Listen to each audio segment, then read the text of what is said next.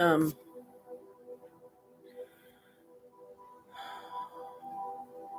I'm texting you, Brooke, to let you know I'm on, like I try to do.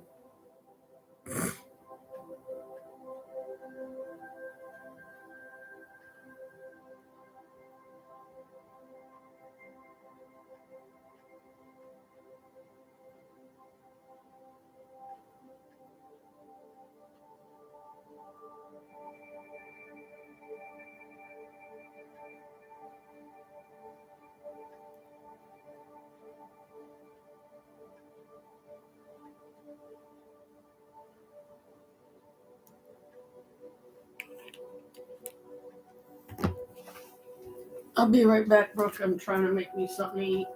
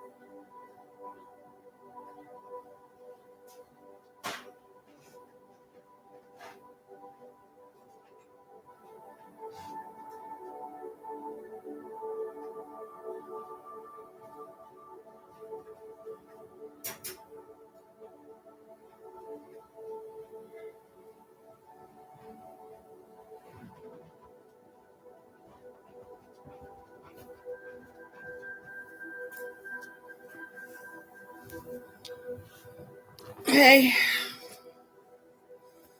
Sorry it took me a minute. I had to get my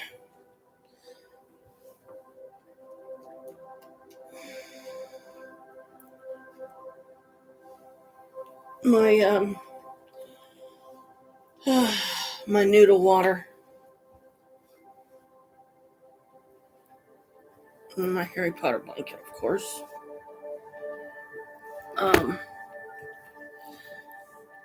So it's snowing again here, and let me make sure this is. There we go. A little bit more louder, anyway. Hey, Boo. There's your boyfriend. Oh, Chris isn't here. I'm okay. I'm just.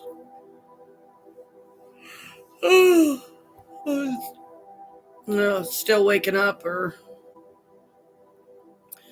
which I've been up since like 10, and it's almost noon here, so. Sissy says, "Boo, baby." He's watching it snow. I think he's fascinated by the white stuff falling down outside. Probably trying to figure out, what is that stuff? It's so pretty. I just want to watch it all day. Making me some noodles and spaghetti sauce, what I call ragu and noodles, because I use ragu sauce. Went over to Mom's yesterday. She's doing better. You know, she's so far more like herself, and hasn't had any more episodes. But my necklaces here got themselves all tangled up again. So now the only way to get it off is I'm going to have someone take my rose gold necklace off, untangle it from the other one, and then I spent 5 hours yesterday unpacking the rest of the living room for her, like going through the boxes, bringing the boxes to her. You know, she would sort through them. She would decide what to put in the yard sale box, what was keepables, or what I call savables. So I made her happy doing that. And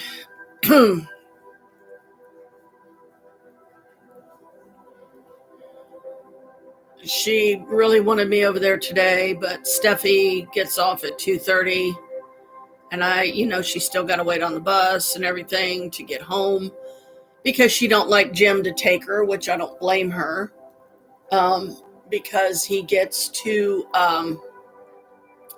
inappropriate, like the way he talks and all this and that. Like he did me the same way.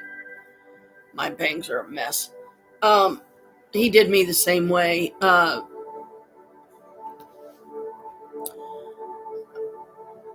Most of the time, if I allow myself to ride somewhere with Jim and he starts talking about stuff that I feel is inappropriate, then I just make it a point to say something to him. I mean, I try not to be a bitch about it, of course, but if he pushes me too far, I will be a bitch and go, look, I told you, I don't feel that way about you.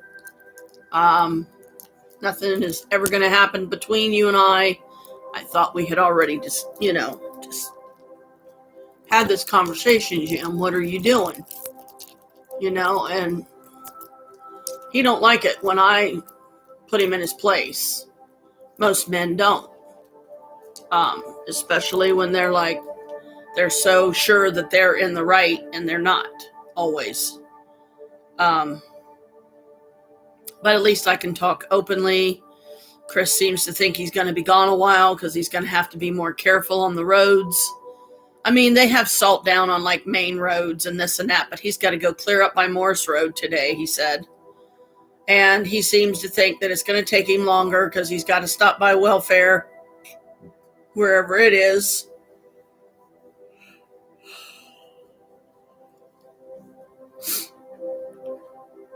If I can stop freaking yawning long enough to talk, goodness sakes.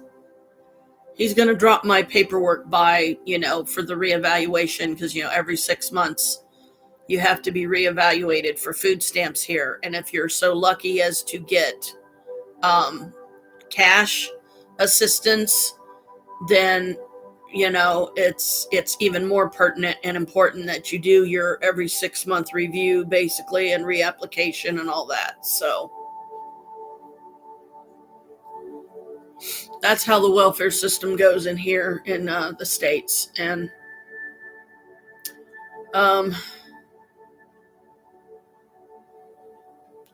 so I don't even remember exactly how much time I had to myself upstairs in my attic, but I guess it was okay, and then I ended up going back downstairs about 9:00, and I decided, I'm just going to get ready and go home because I just wanted to go home. I was tired. I mean, yeah, me, Steffi, and Mom were laughing a lot, which is good, having a good time, being silly and everything, like always seems to happen when we do help her unpack her boxes and stuff. And apparently we had her laughing so much one time she almost peed herself. So she's like, stop it, you're going to make me pee myself. It was fun. It was a lot of fun. And when Jim finally got back, because it was an errand running thing for him yesterday, when he finally got back, he ended up falling asleep on the couch and or on the love seat rather, and then we ended up having a crappy mac and cheese with vegetables mixed, which I came up with the idea because they didn't really have a whole lot there in the sense that you could actually start grabbing stuff out and make a full-blown meal with it or anything. So I was just trying to think of something quick, that would be edible and whatnot. And me and Steffi are the only one that ate any of it. And I think it ended up the whole thing ended up getting pitched. which is a shame because that's wasted food. But these mac and cheese are the kind that you get from like the food pantries and stuff, and sometimes they taste like crap. There's some off-brand, and then when you make them, it's like, ew, you call this cheese noodles? So, but it was edible. I started it. Steffi finished it. My back was killing me. I was in a lot of pain. So I sat down and she finished it. And I guess I should have stuck with it because I don't know if I could have made it even a little bit better than she did. But, she said she's not used to making mac and cheese. She makes it from scratch. She, she cooks the noodles, drains the water off, puts butter in them, and then does like a lot of people will do like a shredded cheese of some kind. And,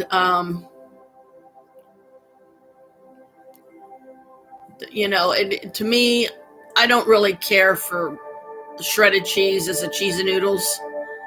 I would rather have the ones in the foil pack, which is basically, it's not liquid cheese, but it's not powder. It's melted cheese of sort, but it's in this foil pack. I don't know if you get them there in the UK, but it's this big foil pack that comes with, so you cut the corner out of the top of it, and then you have to squeeze the cheese in. And sometimes, you do end up losing a lot of cheese unless you literally want to cut the whole entire thing open and get every scrap of cheese there is, which I've never known anybody to do. So, but those are our favorite kind, like he made when you were here. But they're a type of macaroni and cheese that, the cheese is ready to go. It's not powder. It's ready to go. It's in a foil pack. You just cut it open and put it in there when you're ready, and stir it in real good. Melts real super easy. With a lot of the powdered cheese, mac and cheese ones like Kraft, I'll get Kraft if I'm going to get any. Those aren't so bad. Those are the highest, the top of the line here that are favored by a lot of people. But I use milk. I'll use just a little bit of milk in it. I just kind of pour some in, I guess. Pour some in, stir it up, and then usually it gives it like an extra creaminess, especially when it's powder stuff. So, but anyway, I've got about 5 minutes. I'm going to go in. My noodles should be done. And then I can drain the water off of them, put butter on them, put salt on them, put my sauce on them, mix them up, and then, come in here and have my feast, I guess. This is my breakfast because since the microwave no longer works, which I warned him about, but of course he just doesn't listen. And now the roaches have destroyed it, so it don't work at all. And he bought us a bunch of breakfast burritos and the morning sandwiches that we liked on the little croissants. All you need microwave for. Now we have this nice, what do they call them? I can't think of the name of it.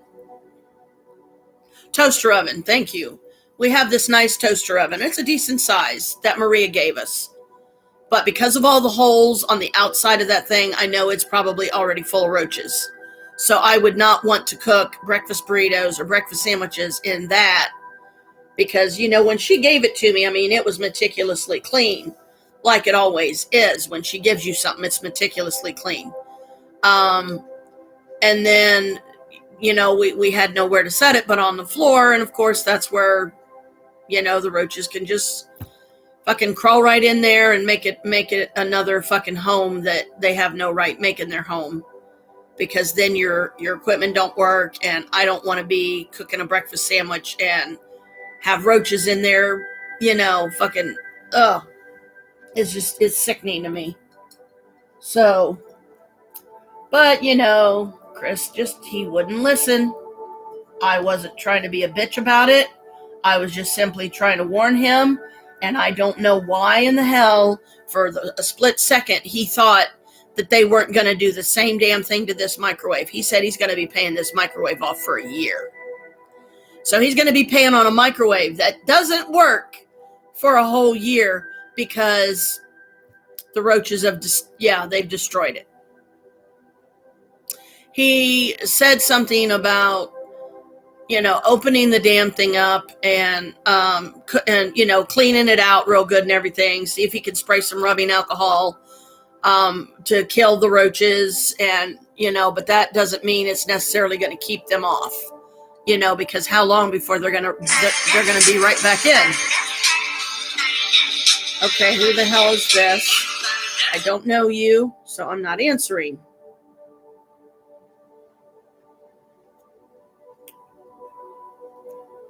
Sorry, I'm just getting garbage off my... But yeah, it is snowing out here. Really good again. So, I'm just relieved, I guess, that I don't have to go anywhere today. And that Chris is going to be gone, hopefully for several hours, so I can have some peace and quiet of him not being here. I appreciate all that he does. I really do. But I owe it to myself to admit, that I don't like some of the shit that he does. I don't like it. I don't approve of it.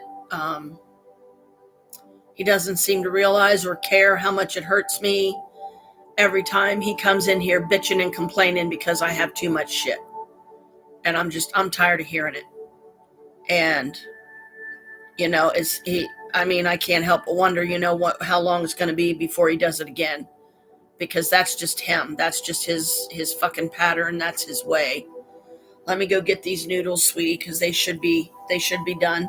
But at least you got some negative removal music playing in the background. So any negative energy, hopefully in your home as well, it'll remove.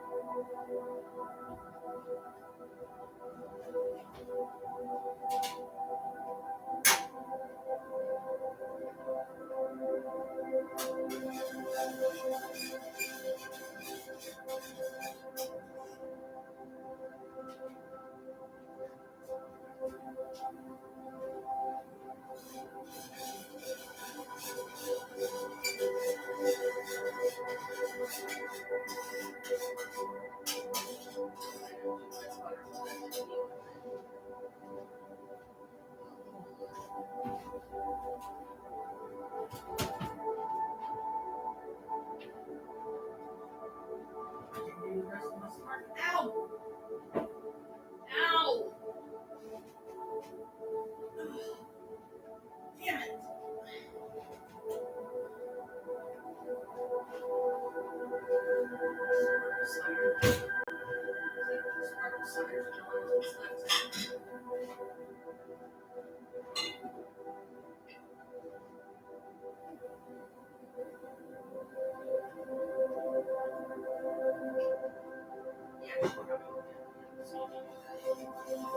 She's gonna freak out about me losing a knife. When I was cutting.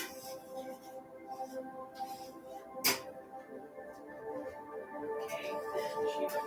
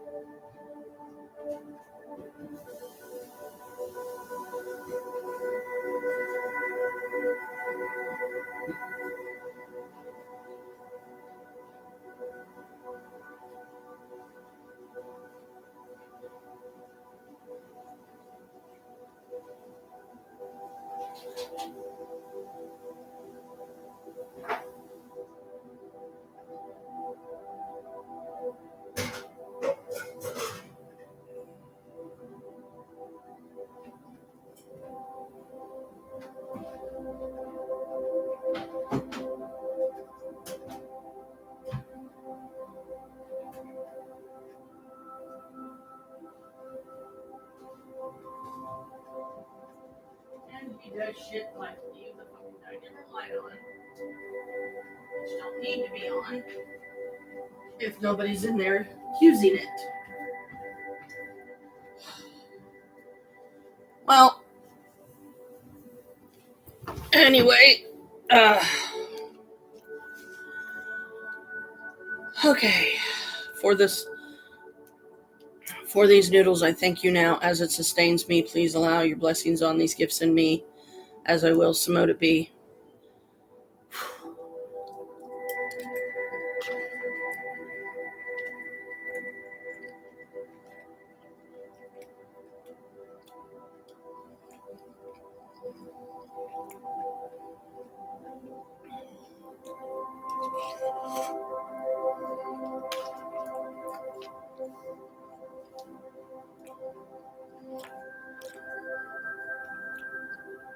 I did my nails myself.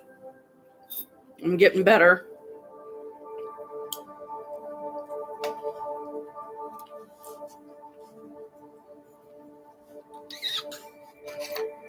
And because we're completely out of pop right now, I'm drinking my sparkle juice.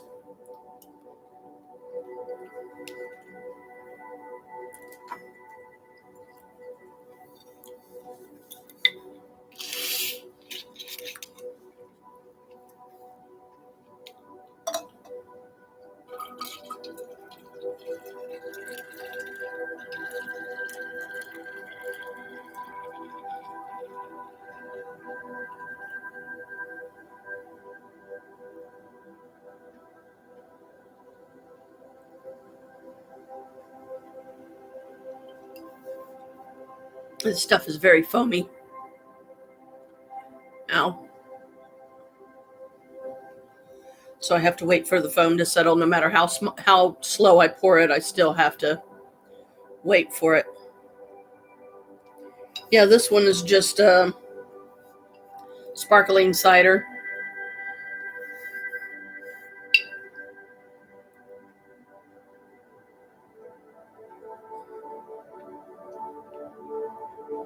I don't have any ice in here either.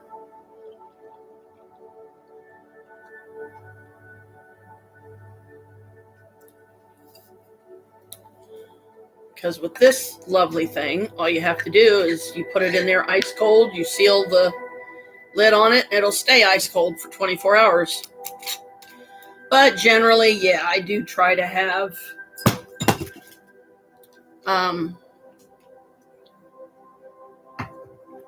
here, let me move this so hopefully Kalika don't knock it in the floor.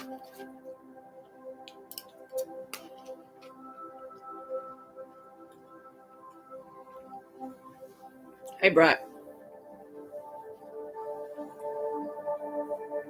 I try to keep a couple bottles of sparkling juice handy because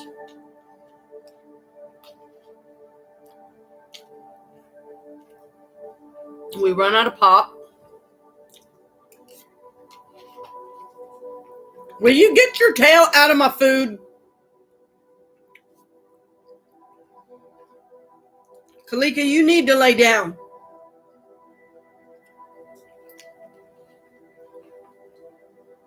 We run out of pop because Chris drinks too much of it.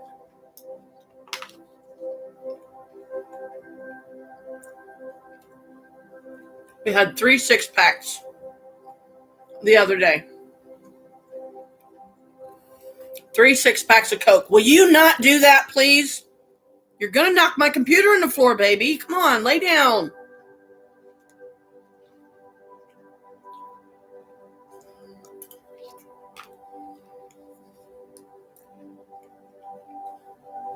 Because Chris, unlike myself, will you stop?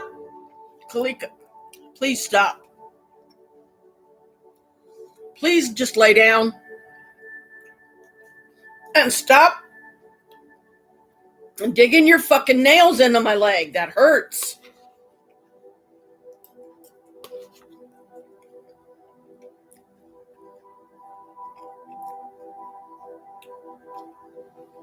I limit myself to 2. 2 pops a day. When I'm at home here, I don't do as good of a job over at Mom's, which is something I got to work on.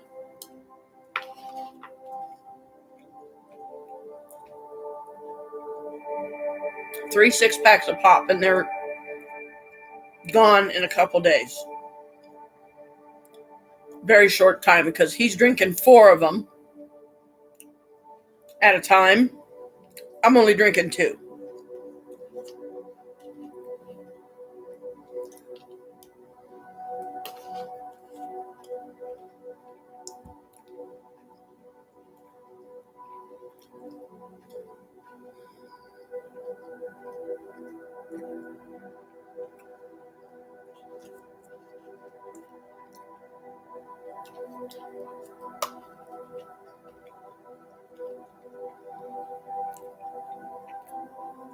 Nope. Because when we have a 6-pack, he just opens one after another, after another, after another, until they're just fucking gone. And with as hard as it's snowing out there today, I am not walking to fucking Kroger to get more that he's just going to have fucking drank up in a day or less.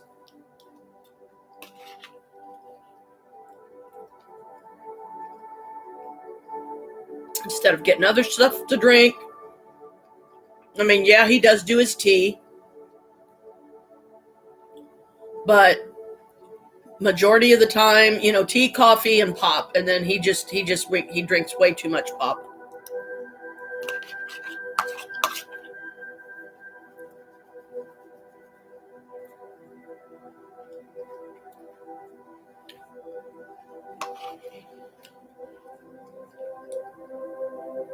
I'm even eating these colored pastas that are supposed to be healthier for you because they're made with some kind of vegetable process, so it's still pasta. But like there's a green one, there's a white one, and like some red ones. It's like a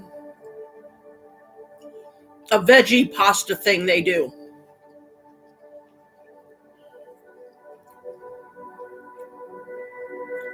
So I'm trying to eat healthier there. Don't really like the taste of the noodles.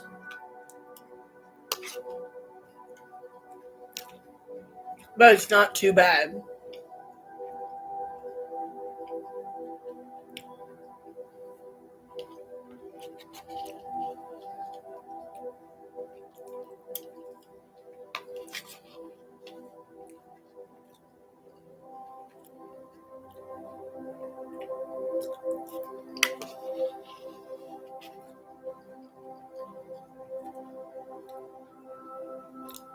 Like, I think the red one's supposed to be tomato. The green one, some kind of green vegetable. But like I said, they're not terrible bad. They're okay. And I got Gabriella right behind me here because I have a cat in my lap.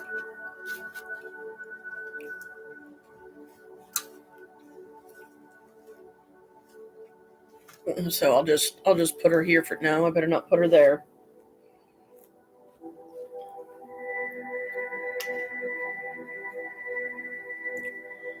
There we go.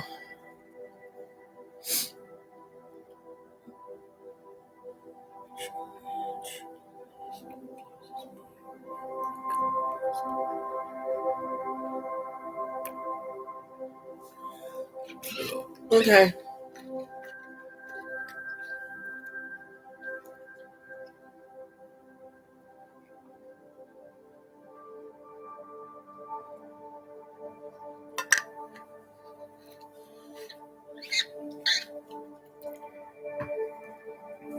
I just hope this sparkling cider doesn't end up making me have to jump up and run to the loo because I'm about to poo myself. Now at least I can attempt to take my daytime meds.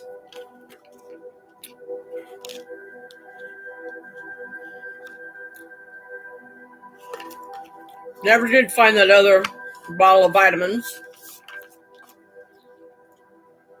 So I'm probably going to have to just buy another.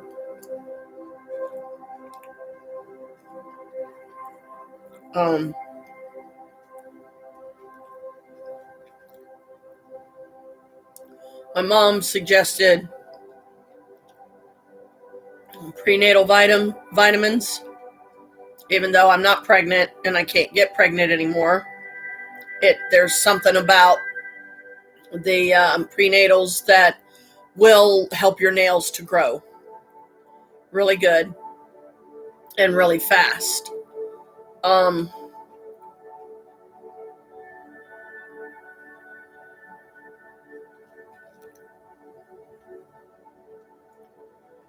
But I can't see buying prenatals. I mean, I could, but to me, what would be the point? Because I have false nails on right now. So if I get tired enough of my false nails and decide to just pop them off, and let my nails heal again,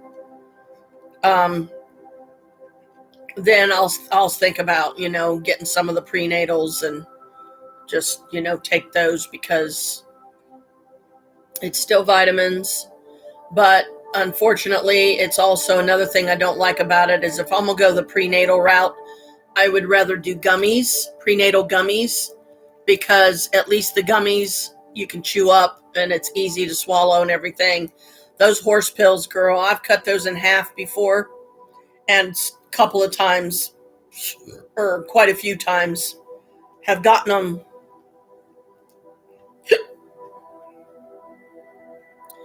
cut it down to a piece about that small, swallow it down, and then choke on it.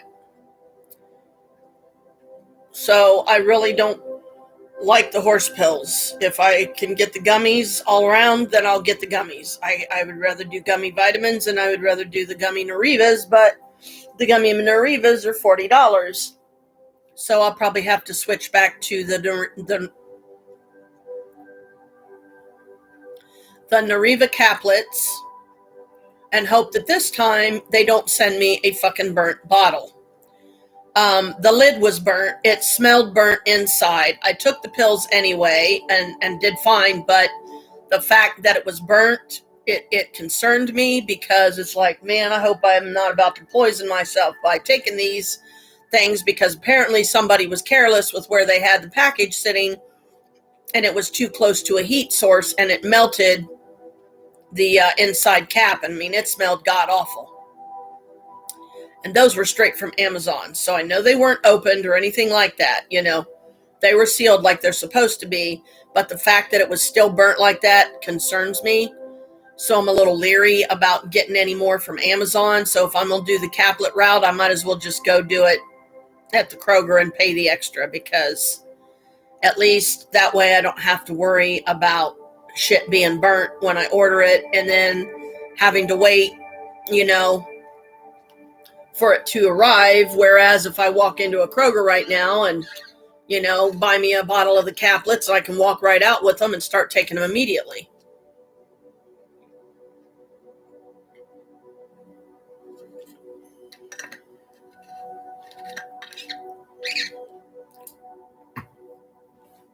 But yeah. So today's going to be a light day for me. I am going to try to get some stuff done that I've been meaning to get done, but I have not been able to get done because I've been spending so much time over at my mom's, because Jim, he isn't always there during the day. He goes out and does stuff and, does stuff at the church and different things. So he's not always there to be with Mom. But she doesn't, she's a little leery, I think, about staying there by herself.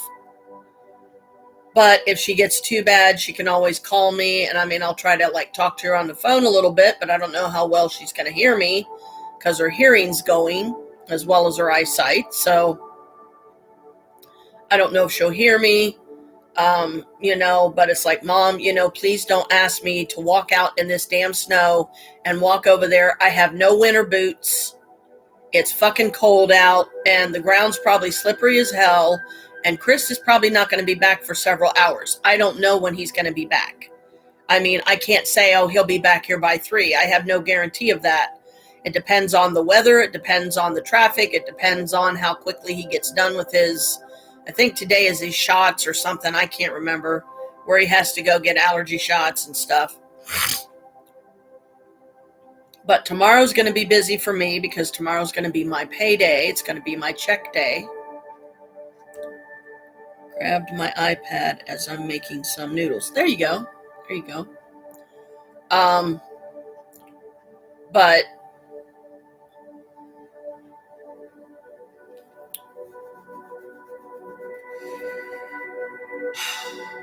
finally got my shower last night. I'd been meaning to take one over at Mom's, but then when it came down to it, I decided, you know what? I'm not going to do it. I'll just wait till I get home. So I finally took my shower last night before I went to bed, which I didn't go to bed until like midnight or a little after, I think it was, or something like that.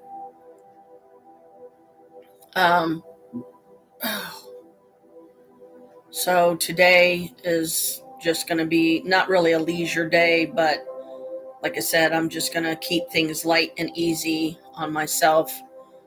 And I would love to get some more of my living room cleaned up, but today is just not that day because yesterday really took a lot out of me.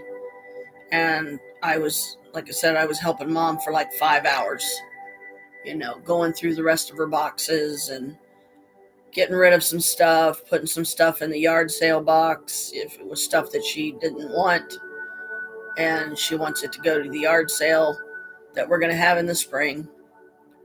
Me and Steffi, I took my Great Works of Heart book over to Mom's, put it on Mom's dining room table, so I hope they keep it there so that when I'm there, I always know where my book is. And maybe at some point if I could talk Mom into it, but I don't know. I wouldn't mind having like a little small crate or something that I could take over there to use as my bookshelf to take some books from the house here and put them over there.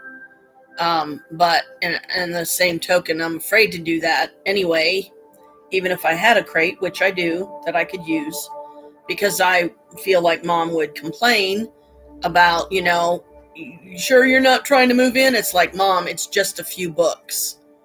And how is anybody going to know if these books are mine or anybody else's unless you tell them?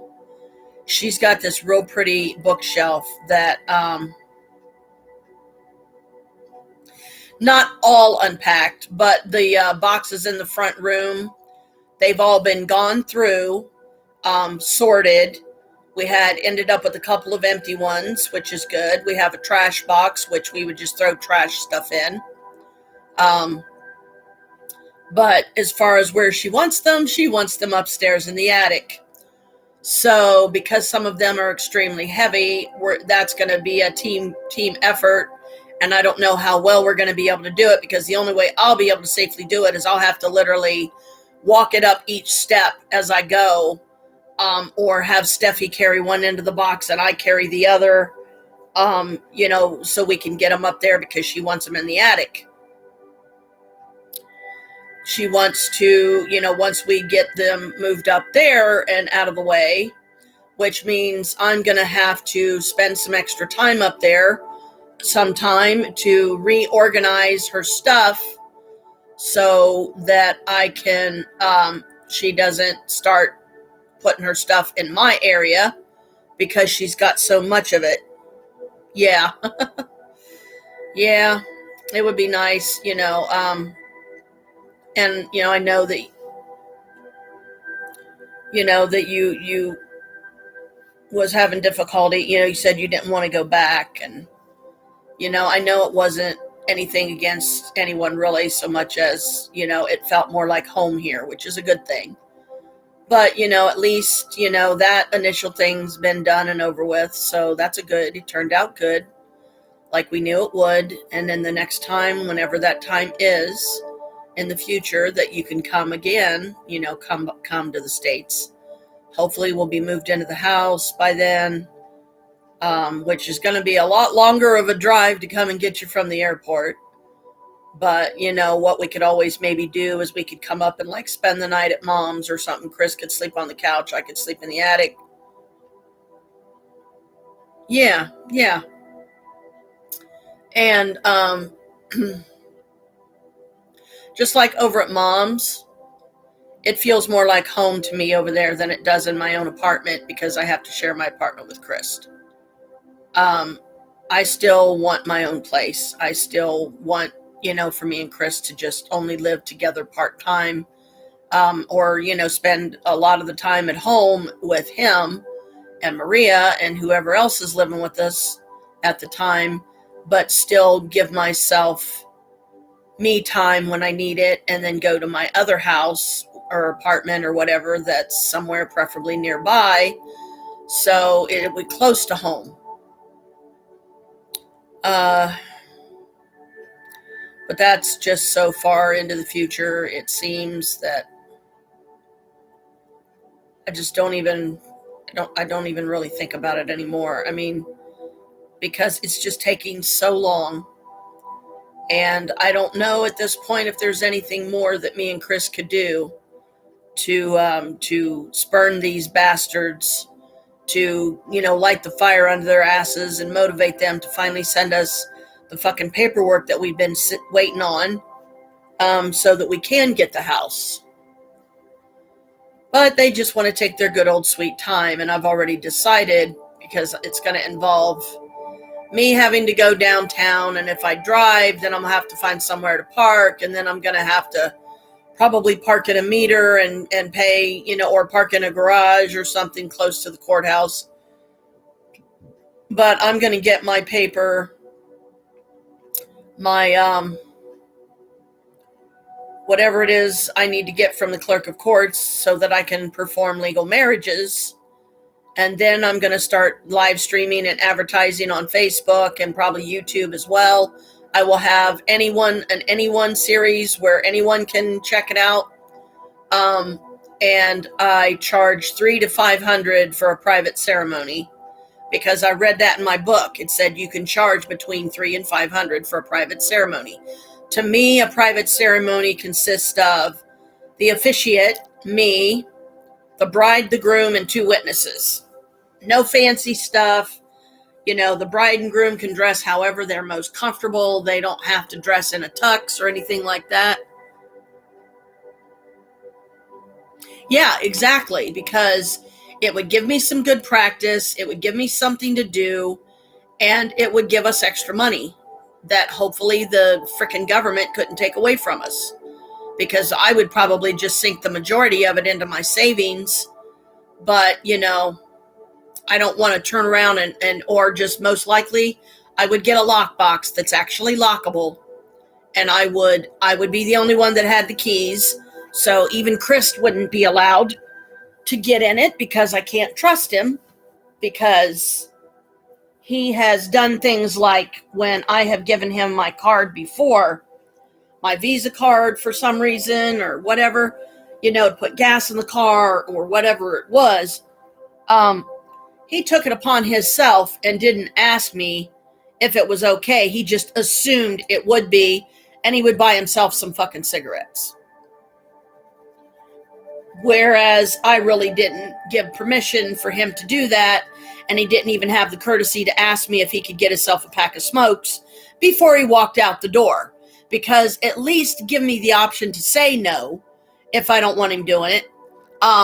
He already cleaned out the penny jar and got him some cigarettes with that. I don't know what the hell he's doing to get cigarettes now, but tomorrow, since it's going to be a check day for me, you better believe that he's going to be expecting me to get him some cigarettes, because he's not going to have any money. He's not even going to be able to get his fucking camera back out of pawn until he gets his money on the 1st of February or 2 days before the 1st or whatever.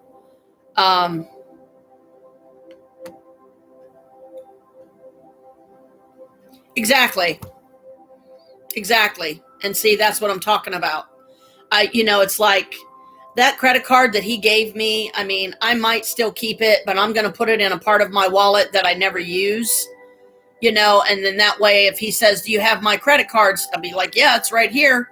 Well, why don't you use it? Because I don't like you putting limitations on me of how I can use it. But yet, if it's you and you decide to splash down money to get a brand new microwave with it, that's perfectly okay. Because in your mind, Chris, that's a practical reason to do something like that, and we both benefit from it. Okay, great. Granted, I give you that. We both benefit from it. But still, my point being, why is it okay? Well, you're going to argue. I already know he would argue that why is it okay for you to spend it however you see fit, even if it was me and it was my credit card and I wouldn't consider it an emergency? I'd be like, no, you're not allowed to do that. You're not allowed to use it for that reason. So I'm not even going to use the doggone thing, and he's damn lucky. He'll be damn lucky if I do continue carrying it, because what's the point? What's the point in carrying something that, if I'm lucky, I would only be able to use to put gas in the car, and then I gotta text him and let him know that's what I'm using it for, even though he's going to get a fucking notification on his damn phone through a text message telling him exactly that. And it's like, what, Chris, you're now going to call me a liar and say that I'm spending it on something else? That, not only getting it on your phone isn't enough, that I still have to call you or text you and say, is it okay? Do I have permission to use the credit card to put $20 in the tank? It's just his fucking asinine bullshit that I can't fucking stand.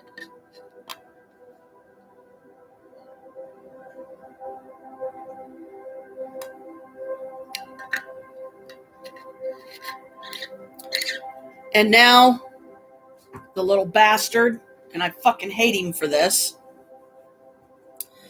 he has a 7th Avenue catalog. Just recently got it. And the 7th Avenue catalog, I believe you can charge up to $400 on an item, and you only have to pay $20, $25 or something like that a month for it until it's paid off. Meanwhile, I'm still trying to get Mariner paid off. I'm still trying to keep that from him because I just don't want to hear it. I don't want to hear the bullshit. That, well, why didn't you tell me that you went ahead and got that other $500?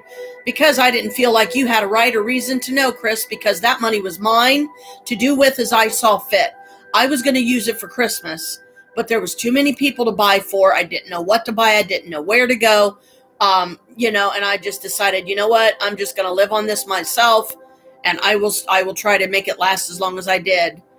And, I thought I did pretty good. My last 150, I ended up spending at the Walmart one time. But I got me a bunch of stuff I wanted that I didn't have to worry about him bitching that I was using his credit card on something like that. I haven't used his credit card since I used it one damn time to get myself a coffee at a Starbucks when me and Maria went to one. And then he said, from now on, if you're going to use my credit card for something like that, let me know. And it's like, what are you talking about? Get a notification on your damn phone already telling you what I used it on, and I'm sorry. So you want me to pay you that money back? You want me to give you $10, Chris? Would that make you happy? Because, oh my God, I spent maybe $4 or $5 of your precious fucking credit card to get me a damn coffee. So after that, I said, forget it. I'm not going to use it for anything ever again. I'll just be like, you know what? Maybe you should just take this back because I don't give a fuck. It has my name on it. I'm not allowed to use it. You're allowed to use it. I just said that you're only allowed to use it for emergency purposes. Okay. Well, let me ask you this then, Chris. Is that same credit card, the very one you used to get the microwave? No, I didn't use that. I got it from Fingerhut or wherever the fuck, and it's like, but did you use a credit card to do it? Or did you tell them, okay, it's do the buy now, pay later thing. Okay, prove it. Show me where you placed the order. Print up a receipt. Prove to me that that's what you spent it on. And you can just imagine what his reaction would be. It would be fucking ridiculous. So I'm not allowed to say anything to him when he uses it. However, even for something that I wouldn't consider an emergency, because a microwave, to me, is not an emergency item. If you do a lot of microwave cooking, it is a bonus, yeah. But I could just as easily take my burritos downstairs or take my other breakfast sandwiches downstairs and use Maria's microwave, to cook them, because it's the only working microwave around that I can put it in, unless I was over at Mom's, So it's like, I'm just not going to use the damn thing. I'm not going to touch his fucking card.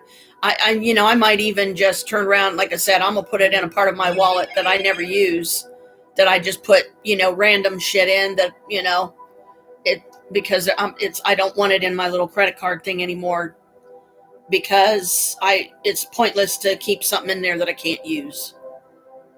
It's like, this is a reminder from some bullshit. I don't know. It was for Chris, though. It wasn't for me.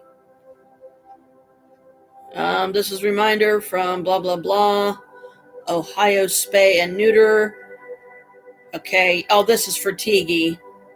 To get Tiggy fixed. Maria's one cat down there. I don't want to do French nails. So this is just a reminder thing for Chris that the 31st is Tiggy. It's 24 degrees out right now. There's a little snowflake on my phone here, and it says 24 degrees next to it. So yeah, it's pretty fucking cold. And I'm just glad that I'm sitting here chilling. I'm nice and warm in my Harry Potter blanket. I got my goofbutt cat on my lap, and I don't have to put up with Chris for a few hours, so I can rant about his bullshit all I fucking want.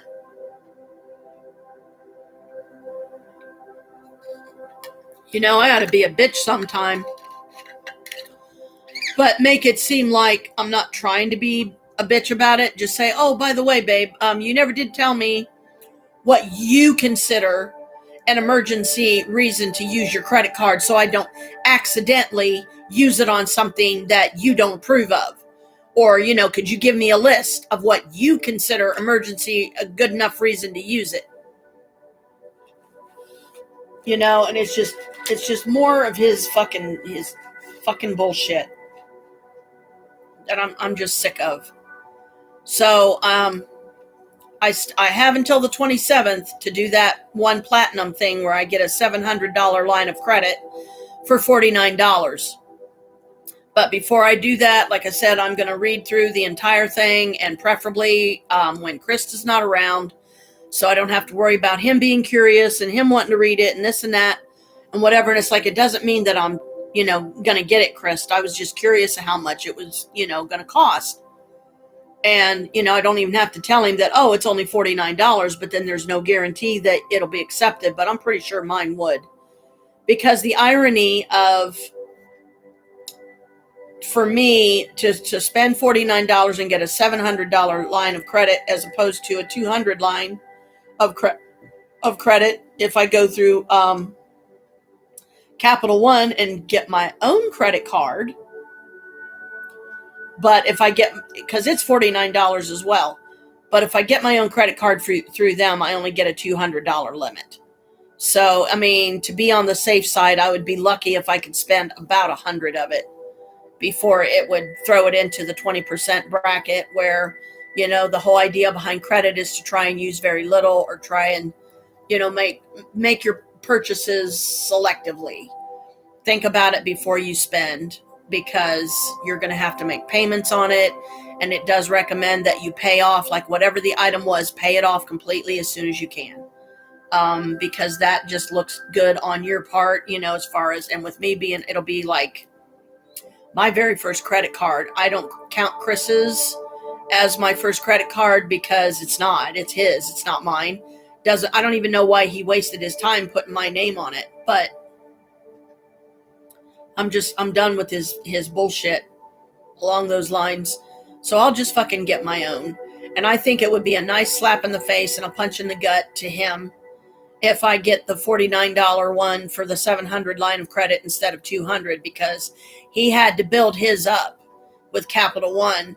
And when he made his payments on time and consistently every time, every month or whatever, and they booted it up to, I think it was like 400 or 500 or something like that. And then each, like every 3 months or 6 months, some of them, they're different. But a lot of times, in my opinion, it's like every 6 months or so, they will build your credit line amount up as long as you're consistent with your payments. You're consistent with keeping it in the 20% bracket. So yeah, I'm done with it. I'm not.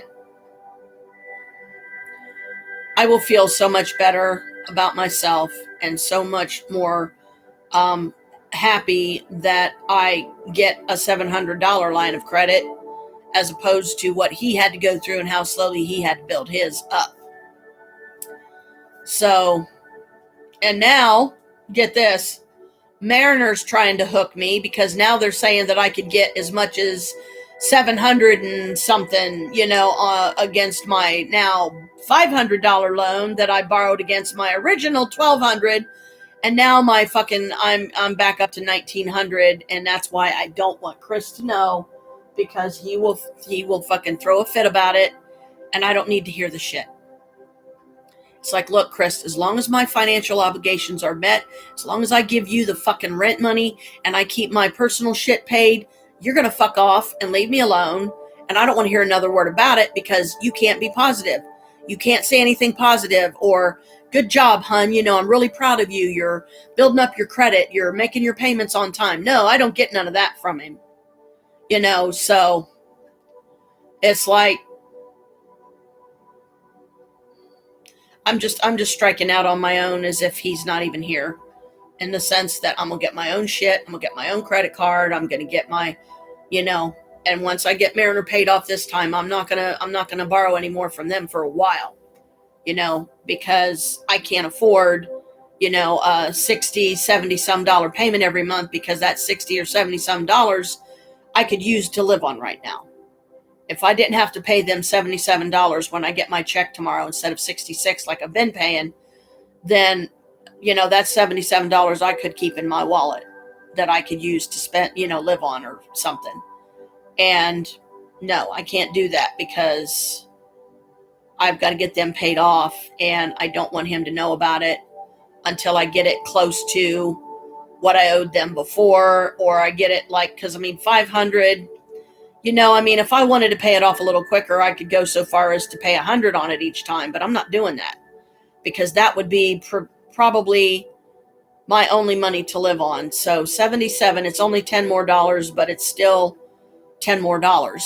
It's still another chunk of change that I really would rather be able to keep in my own wallet that I just can't. So once I get them paid off, no more Mariner for a while.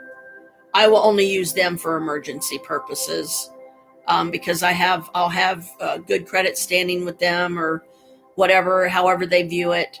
And they, I'll ask them, please tell me that you guys will keep me in your system forever, or am I going to have to come back and reapply, or am I going to have to borrow money from you guys again at a certain period of time to keep me in the system, or some other little fucking sneaky bullshit that they'll try to do probably to keep you hooked and keep you paying.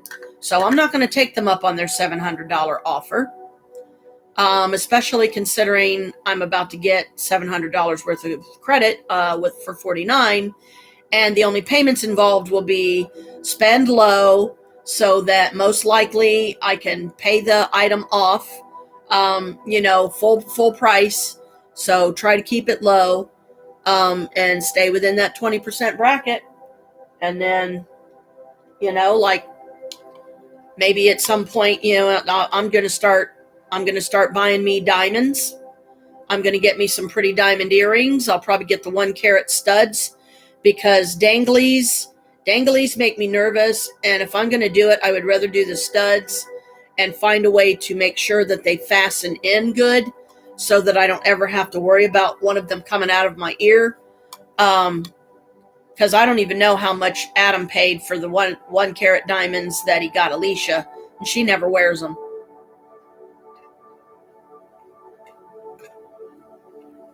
I'm gonna get me pretty diamond ring. I'm gonna get me one of the things I've always wanted from K Jewelers is one of their open heart necklaces from Jane Seymour. I'm gonna get me one of those. I'll try to, catch it on clearance, but that is something that I could plausibly see using a credit card for. But then I would only be able to probably do the bare minimum payment on my credit card, because some of those pieces can be thousands of dollars or whatever. I'll try not to go that high, but depending on the piece and this and that, I'm going to get me a diamond ring, like I said, but it's not going to look anything like this. It'll have a different shape to it and whatever I choose. And buy me another diamond bracelet that I'll be able to wear with this one. And that diamond bracelet will be yellow gold. Don't care if Chris likes it or don't. Because most of the time people won't see it because it'll be under my clothing anyway. And if anybody says anything, I'll be like, oh, it's fake. I just got a good deal on it from a jewelry store I go to. And if they say what jewelry store, I'll be like, I'm not telling you, just to be a bitch or to keep it secretive is really the real reason. But why should I tell you where my jewelry store is? So you can go in and find out how much I paid for it. It's none of your damn business, kind of thing. But I'm going to get me earrings. I'm going to get me another diamond bracelet. I'm going to get me another diamond ring and a diamond necklace. So that will be a full diamond ensemble. And at some point in the future, when I get all those paid off, and because I'm only going to do one at a time, like first and foremost, I'll probably try for the diamond earrings. If the diamond earrings are more expensive than, say, a diamond necklace or a diamond bracelet or a diamond ring, then I'll get one of those instead. And then I'll do, like the earrings later when I can have a little bit more credit or something, to be able to use towards it. But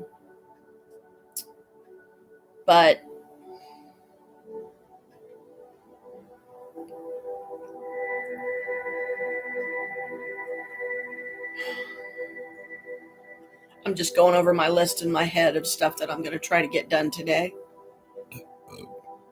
since I'm here at home, and what kind of stuff I can work on that is light, so it's not like going to start hurting my back again or something, or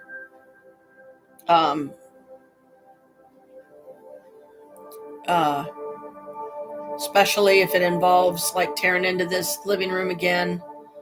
I just would rather do that on a different day, because I'll just have to catch myself on a day when I feel up to doing it and, get it done. Tomorrow, about 4, though, me and Steffi are going to be going up, because she said she should be home from work by then and stuff. So wherever I'm out running, whatever errands I'm running at that time, I might even just tell Chris, you know what, I just want to go out by myself this time. I want to go out by myself. I need some me time. So I'm going to turn this payday into a Janet day and, use that as an excuse so he won't go with me. And then that way I don't feel pressured and that I have to come home at a certain time because he's ready to go home. So he expects me to just jump in the car and go when he's ready, even if I'm not ready to go home yet. So I'll probably just tell him, you know what, babe, just let me go. Let me get this stuff done by myself today, and then come 4:00, I can go over and get Steffi. We're going to go to a pet store, one of the pet stores, like closest one I can find to us that's halfway decent.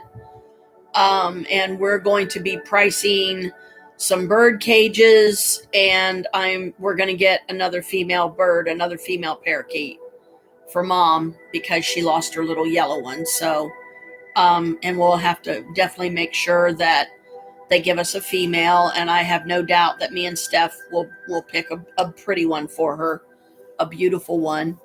and good and healthy, nothing wrong with her. And we'll probably, if Steffi can do it, because I mean, she don't get paid until the 28th.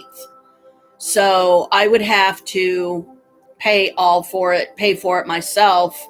And then she could just give me like half towards the cage and half towards the bird when she gets her check on the 28th, because she won't get her first check from work until then. So, and I'll be getting mine tomorrow. So that's 3 days before she gets hers. I'm also going to, as a matter of fact, I was going to do that today while Chris was gone, call and find out about my Lisa Frank card and see if I have to put some money on it to reactivate it, because if you activate a card and you don't put money on it, within like 7 days, I think they will, after activating it, they'll freeze it. So it's still usable, but the only way you can use it is you have to unfreeze it now. So you have to call the number. You have to I would have to come up with a PIN, because I don't think we came up with a PIN for mine. If we did, it was probably my birthday in some fashion, because it's easy for me to remember and stuff. And see if I can put at least like $20 on that, and that would be strictly emergency cash. And it's not even a fucking credit card, but it doesn't have to be, because I would put 20 on it and I would leave it alone. Try not to spend it for any reason. Keep it for when we might need $20 for gas and don't otherwise have it. To me, that is a very practical, sensible way to do things.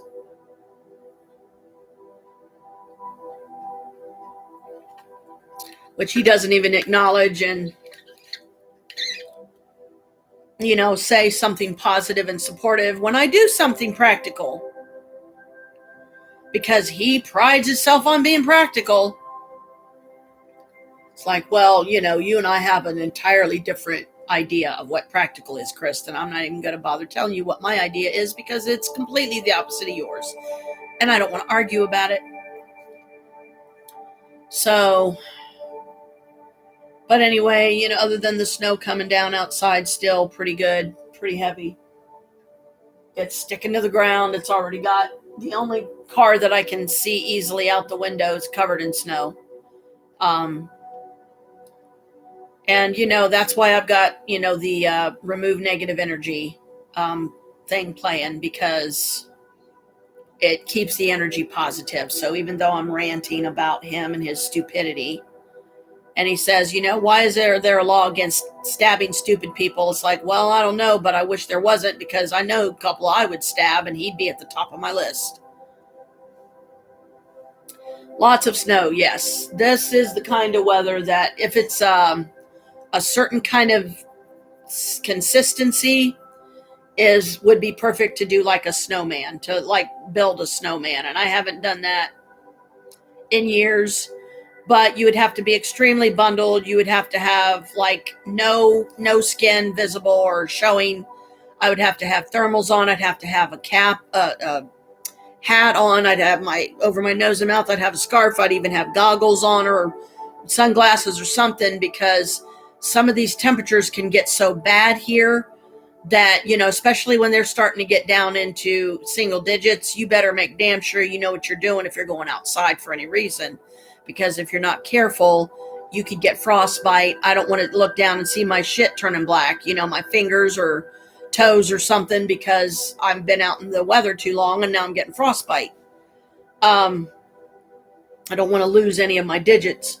So it would be fun to do a snowman. I haven't done a snowman in years. I don't even remember the last one I actually did make. I really don't. I want to say maybe with my kids one year when I lived in Marysville, because we had a nice little yard, But the only bad part about the yard is there was no fencing around my house, my trailer, or Char's. She was the evil witch bitch next to me. So part of that yard is hers as well as mine. So there was no dividing line or anything. Now they have a double wide down there. Every now and again, I still will have random dreams about my trailer and some of the ways it did look but then there's some differences about it. So, it's not like I can go down to Marysville and say, oh, and then show them a fucking a title that I no longer probably even have, proving that I owned the trailer that they tore down, and that automatically makes the 65 Aspen Drive that's still sitting there mine. Now, if I found out that place was mine and I could take legal possession of it and I did still have that title, I would be on it like stink on shit. But the only problem is I don't find that very practical because they tore that other one completely down. So in order for it to be official, knowing Marysville and the bastards the way they are there, they want people to move in there that shit in $100 bills that can afford expensive, $1,200 to $1,500 and higher for their fucking house every month or however that goes. But if I could have legally taken possession of it, I would have. I would. And that would be my little secret place. But I would disguise myself. I would even have to, to disguise my voice so people wouldn't recognize me, hopefully, because I don't want the word spreading around that Janet Mabius is back or Janet Feinstein is back, and then I have a bunch of people at my door that I don't want to see.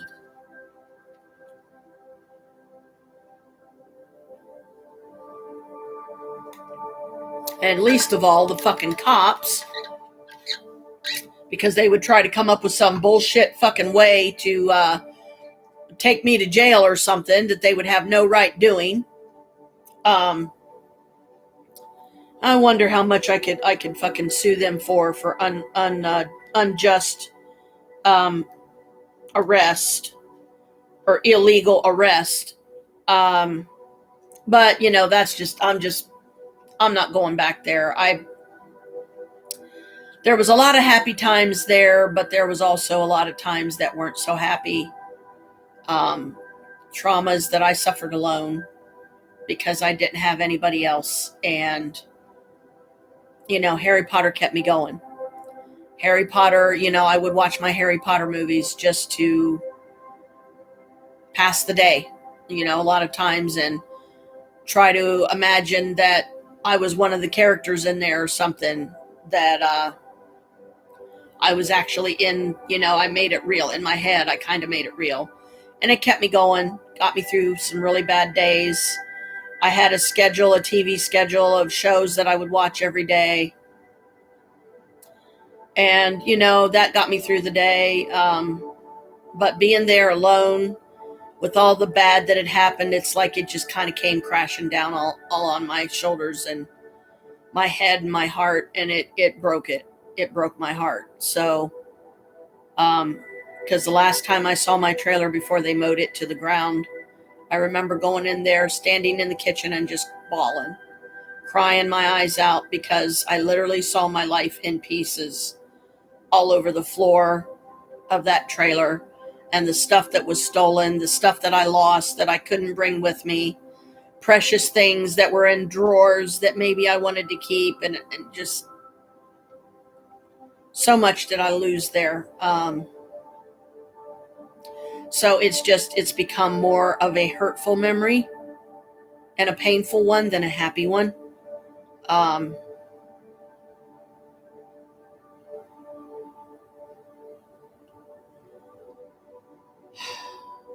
But, I'm trying to be, hopeful and optimistic about West Virginia and getting our 40-acre place. Because of all we have fought and suffered, I think we deserve at least that 40-acre place. And for the government to get off their fucking asses and get us our damn paperwork we need that we've been fucking waiting on, for I don't know how long now, so that we can fucking move. Do I want to move in the middle of winter? Hell no. I don't want to move in the middle of winter, but if we got our paperwork today and Chris said, start packing, I'd be like, whoa, wait a minute. Don't you, whoa, first we got to buy the fucking property. Then we, no, I'm not going to start packing, but, I probably would. It would motivate me to, and get this living room finished the way I wanted it and get my tables moved over to the other side that I just, God, I hate it. I hate this place looking like this again, and I've just got a more organized clusterfuck to my left now instead of just shit everywhere, but then I'm doing the shit everywhere thing again too, and oh my God. Another thing that Chris fucking says that gets on my damn nerves is she doesn't get rid of stuff, she just moves it around. I'm like, you bastard. You fucking bastard. Fuck you, okay? You can't even give me a fucking kind word and say, good job, hon, the living room looks great. No, you got to just focus on bitching about it and how much it displeases you. Well, if it displeases you so damn much, there's a fucking door. Don't let it hit you in the dick on the way out. You know, it's like, I am just so fucking fed up with him.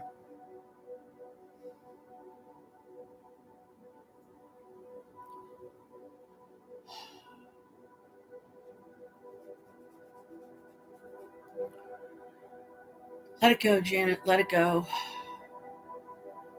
Can't keep dwelling on stuff that you can't really even begin to change right now. The only thing I can start changing is me. And so tomorrow, I think I'm just going to tell Chris, I just want to go by myself. Because I just don't want him there. Because if me and Steph are going to be going to the pet store at 4 o'clock and whatnot, I would rather it just be me and Steph than him, because I just want to strike out on my own and do shit on my own without him there.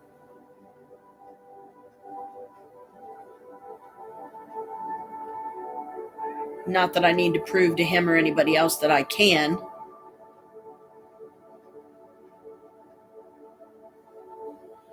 Okay. Yeah, because it's like 5 or 6 there p.m. your time, because it's 10 after 1 my time. So that's why I've been trying to keep the live streams to, between an hour and no more than 3. But, once I get to a certain point where I run out of things to talk about or anything, I just think, okay, let me go ahead and end it, because it gets you through the day. It gets me through the day.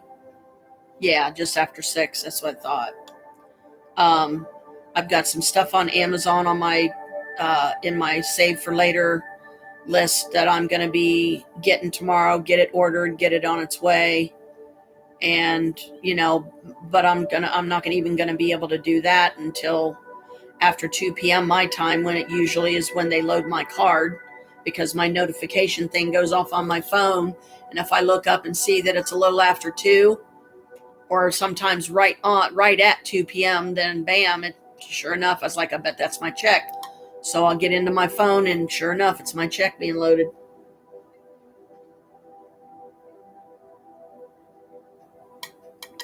This bottle is amazing. It literally keeps it ice cold. And I love that about it. Not very likely that I'm going to be drinking hot beverages in it. Most times it's going to be cold. But if I do drink a hot beverage in it, I can already tell you what it's most likely going to be. It's going to be my Starbucks drink that I like.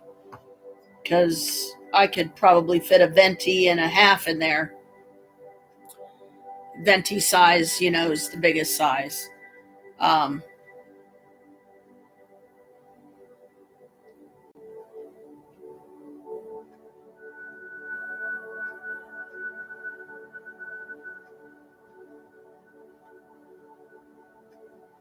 Trying to think. I think I got pretty much the preliminaries out of the way of, like updates, basically, what's going on here and stuff with everybody. But at least Mom's better. And, I can only ask the spirits to please let her have a good day over there today and be completely okay by herself until, Steffi gets home and stuff. And not have any more episodes, or that Jim has some kind of fucking decency and he'll, even if he's got other stuff to do today, the least he can do is, stay there with Mom until Steffi gets home. or even be nice and maybe go pick her up, but she don't like him to do that. She don't like being in the car alone with him because she said it makes him uncomfortable, and he was trying to kiss her or something recently, and she pushed him away and let him know, no, you don't do that. I did not. I am, you're making me uncomfortable. So I don't blame her for not wanting to go anywhere with him by herself, because that can't be him. Okay, good. It's not. Just looking out there, making sure it wasn't Chris being back already. These are cute. I don't know how well you'll be able to see them, but they're postcards. Shows right here where you put the stamp. You can write on the front and back of them. And they're like a real pretty, like bluebirds and a heart wreath made of flowers. And then I got another batch here that is just flowers, which is real pretty. See? It's got these pretty flowers. And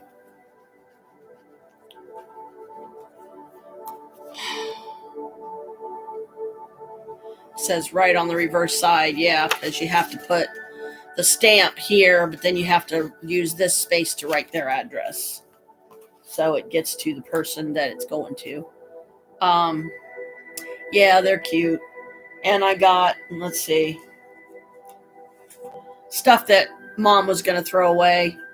This is just index cards. They're just white index cards. I use them for like writing down a lot of stuff, like spells, recipes. These little guys, which can come in handy because it's something small, you can put in your purse. And this, it says peace on earth.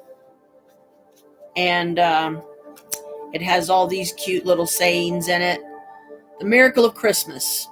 The miracle of Christmas, with the hope and joy it brings, is evidenced throughout the world as we welcome Christ the King. With kind hearts overflowing and gifts for old and young, we're making cherished memories while Christmas carols are sung. May baby Yehoshua, garbed in love, enfold you in his care, and may goodwill and peace on earth be witnessed everywhere. Catherine Jason Irwin is the one who wrote that one. This most special night, and of course this is supposedly the birth of Jesus, and that's Mary and Joseph trying to find a place for her to go and have her baby or whatever. You want to talk about something beautiful and adorable that I think is really nice, that I love, and I can't wait to get a nice picture to put in it. This is a greeting card. It's green and gold, and you can put a picture of yourself right there. Either a picture of yourself or a picture of family, and stuff. And then it's got these little things in here. You can fasten it in place, and then you can still sign it, and it says Season's Greetings. Mom had a few of these that she's never going to use them. Most of them, I think, got put in the yard sale box, but I thought that was pretty, so I grabbed one of the green and gold because I like the green and gold. So that's just, a little pile of stuff, that I kept out of the first day, the first time that me and Steffi spent like 2.5, almost 3 hours on the living room together. And I mean, again, she really didn't do much. I did most of it, but that's okay. I mean, it wore me out, but I did it. It's done. Now we just got to figure out, how to get the boxes safely up the steps, and into the attic. And I'm going to have to rearrange the stuff that's in the attic and maybe stack some stuff or something. I'm not sure exactly what yet, but those boxes are sizable enough. It's definitely going to take some serious rearranging and be able to set like smaller containers and boxes and whatnot on top of the bigger ones. Because the thing about that you got to be careful of is that if the box isn't full, to the top, it has less stability. So, when a box is really full and it's really heavy, if I have one available, I'll take like a board and I'll put it across there, and then I'll set the stuff on top of the board. But found a board yesterday, but had to end up using it in the living room and upstairs, because I don't want Mom to start expecting, me to not get upset if she, starts putting stuff in my section because she's got so much shit. And that's just the living room, keep in mind. Okay, there's still the garage, and there's still the storage unit that they have that has a shit ton of stuff in there that would take up every inch of space in that attic, and they would probably have to get a storage shed to put on the property to put the rest. So I feel like the least Mom and Jim can allow me is that one little section, just that one little section I asked for myself. Don't start putting your shit in here. Don't fucking take it over. I know this isn't my house, it's your house, but at least, I would like some recognition and acknowledgement and thanks from them that I am, at least in part, one of the people that got them in there and got them the house, because I did magic asking them, please help them find a house that they can afford, that's in a decent neighborhood, that, and Mom, that Mom will start seeing the benefits of having Steffi there right now, because that's extra income. Because she's like, she don't know how much her check's going to be. She doesn't know if it's going to be a big check, if it's going to be a little check. Lay down, Kalika.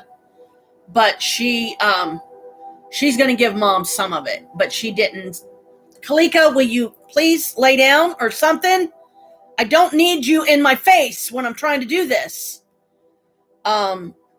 She's going to give Mom some of it, but she doesn't know how much. And Mom should just be fucking satisfied, because at least Steph is trying to pay, to stay there. She's not just living there for free. And, she uses her food stamps to keep them in food. She gets a lot of food boxes. So they end up with a lot of stuff that, nobody's going to want because it tastes like shit. Nobody's going to want to make it, like the mac and cheese thing last night. But at least I was thinking about, I was trying to think of something that was quick that we could all munch. And then me and Steffi, like I said, are the only ones that ate any of it. I don't think I don't think Jim even so much as ate a single bowl of it. And knowing Steffi, she probably just dumped the whole entire thing down the freaking garbage disposal and just ground it up into bits or whatever. But there's some lingering damage I've been noticing from where I fell that time and I messed up my left leg. Because, like, when I'm walking around on my knees up in my attic because I'm on the floor because I'm trying to, put some stuff away and whatever, instead of a bunch of bending over that's going to kill my neck, it's going to kill my back. I still have to be careful about putting any weight on my left knee and my left front shin, because that's where I got banged up the worst. And, my palm was bruised over here, I think, or something. And, all that seems healed. Yeah, but there's still some lingering tenderness that I have to be careful when I'm up there moving about, not to be walking around on my knees if I can help it. Like if I have to scoot around on my backside, on my butt, then at least that won't be putting weight on my knees. I've got to take the rest of my pills here, though, because I only did my Nariva. I didn't do the others. And those are for nighttime. I was going to take them last night, but I was so tired, I just said, forget it. I think I can go to sleep without them. And I did. Because now that I got food in my belly, my 100s.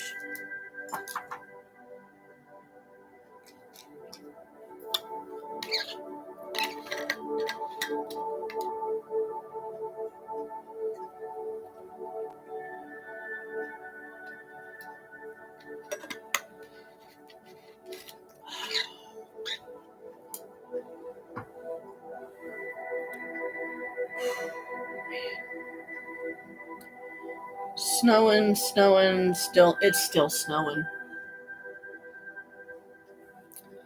It's still snowing. Ow.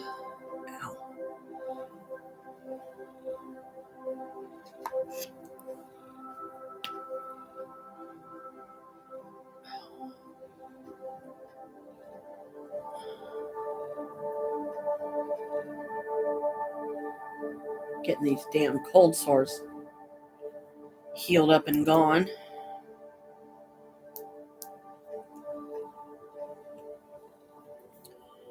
But with Kalika's insistence on being on my lap constantly,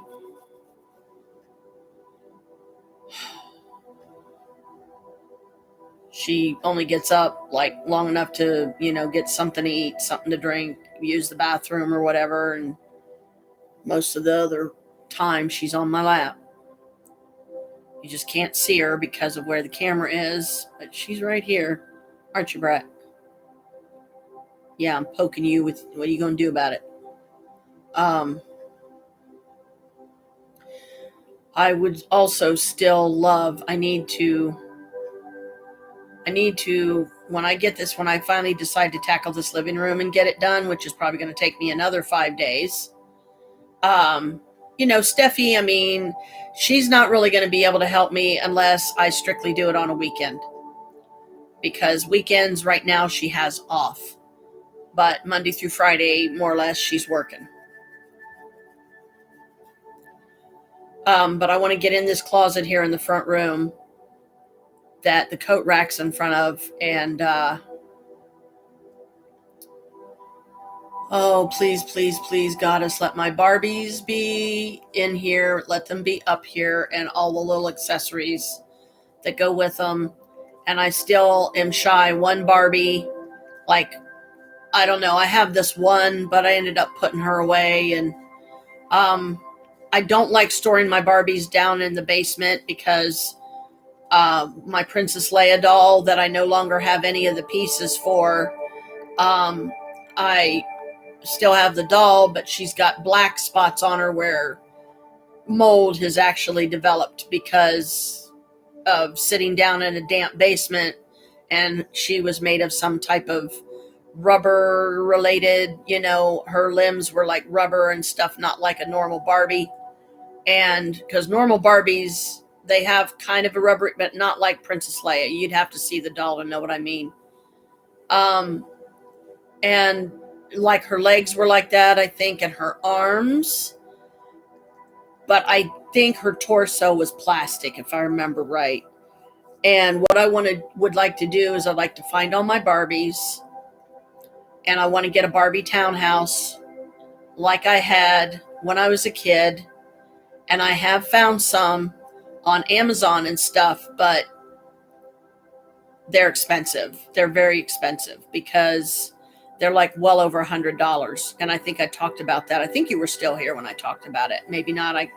But anyway, I want to get a Barbie townhouse like I had as a kid, and maybe catch one on sale or something, or, get one on my Amazon list and, just keep checking it every now and again until the price drops a little bit. Or I could just go out and, I get my $700 credit limit. Maybe I will go out and buy me a Barbie townhouse and let Chris say one damn word against it, because if he does, me and him's going to exchange some not so nice words. And either I'm going to be leaving and going over to Mom's, or he's going to get pissed off and fucking leave somewhere. I don't even care. But, because I'm not going to display it here. There's no way. I have no room. The cats would have it destroyed. They would be dragging my Barbies all over the apartment. No, I'm not going to have it here. Most likely, I won't even be able to so much as put it up unless I can sneak it over to my mom's, drag it up into the attic, and put it up there. But then if I do that, I would have to explain to people, or feel like I would have to explain to like Jim and Mom and everything that, that's something that'll, you don't have any kids. Why do you got a Barbie townhouse up here? Well, because I'm honoring the kid within me, and I wanted to get me a nice Barbie townhouse, again, to honor the memory of Bill McCullum, who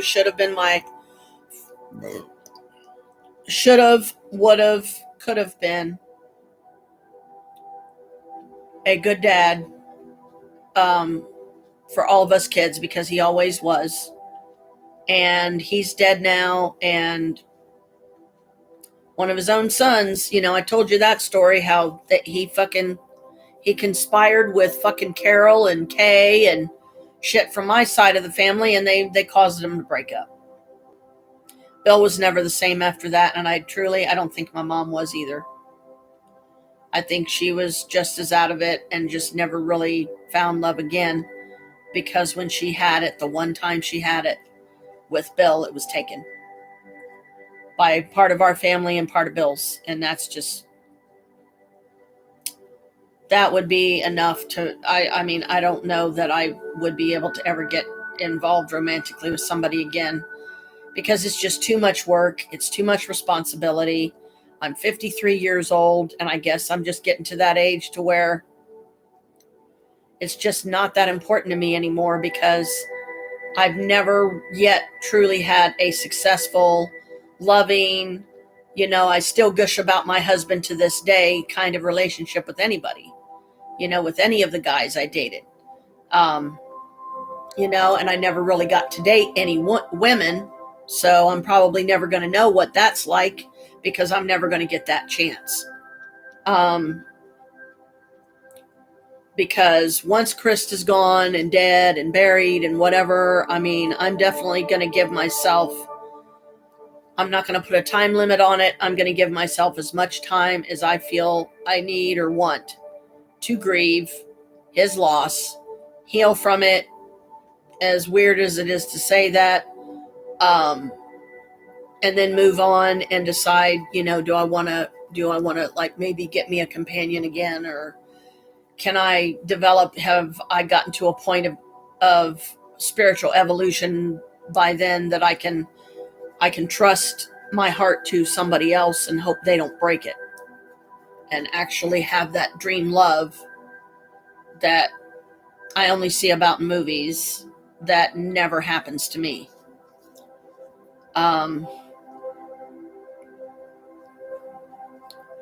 Because like Xanadu, I don't expect the guy to be a muse. I don't expect to be walking downtown someday and see a mural and he's painted on it because he's some ethereal celestial being. I don't know. You've never probably seen the movie Xanadu with Olivia Newton-John. If you haven't, you might give it a look-see sometime, because it's a pretty cute movie. It's a love story. It's kind of, it's got some happy points, some sad points, but the end of it is okay. It's, it's happy. It's definitely a happy ending. Fucking roaches.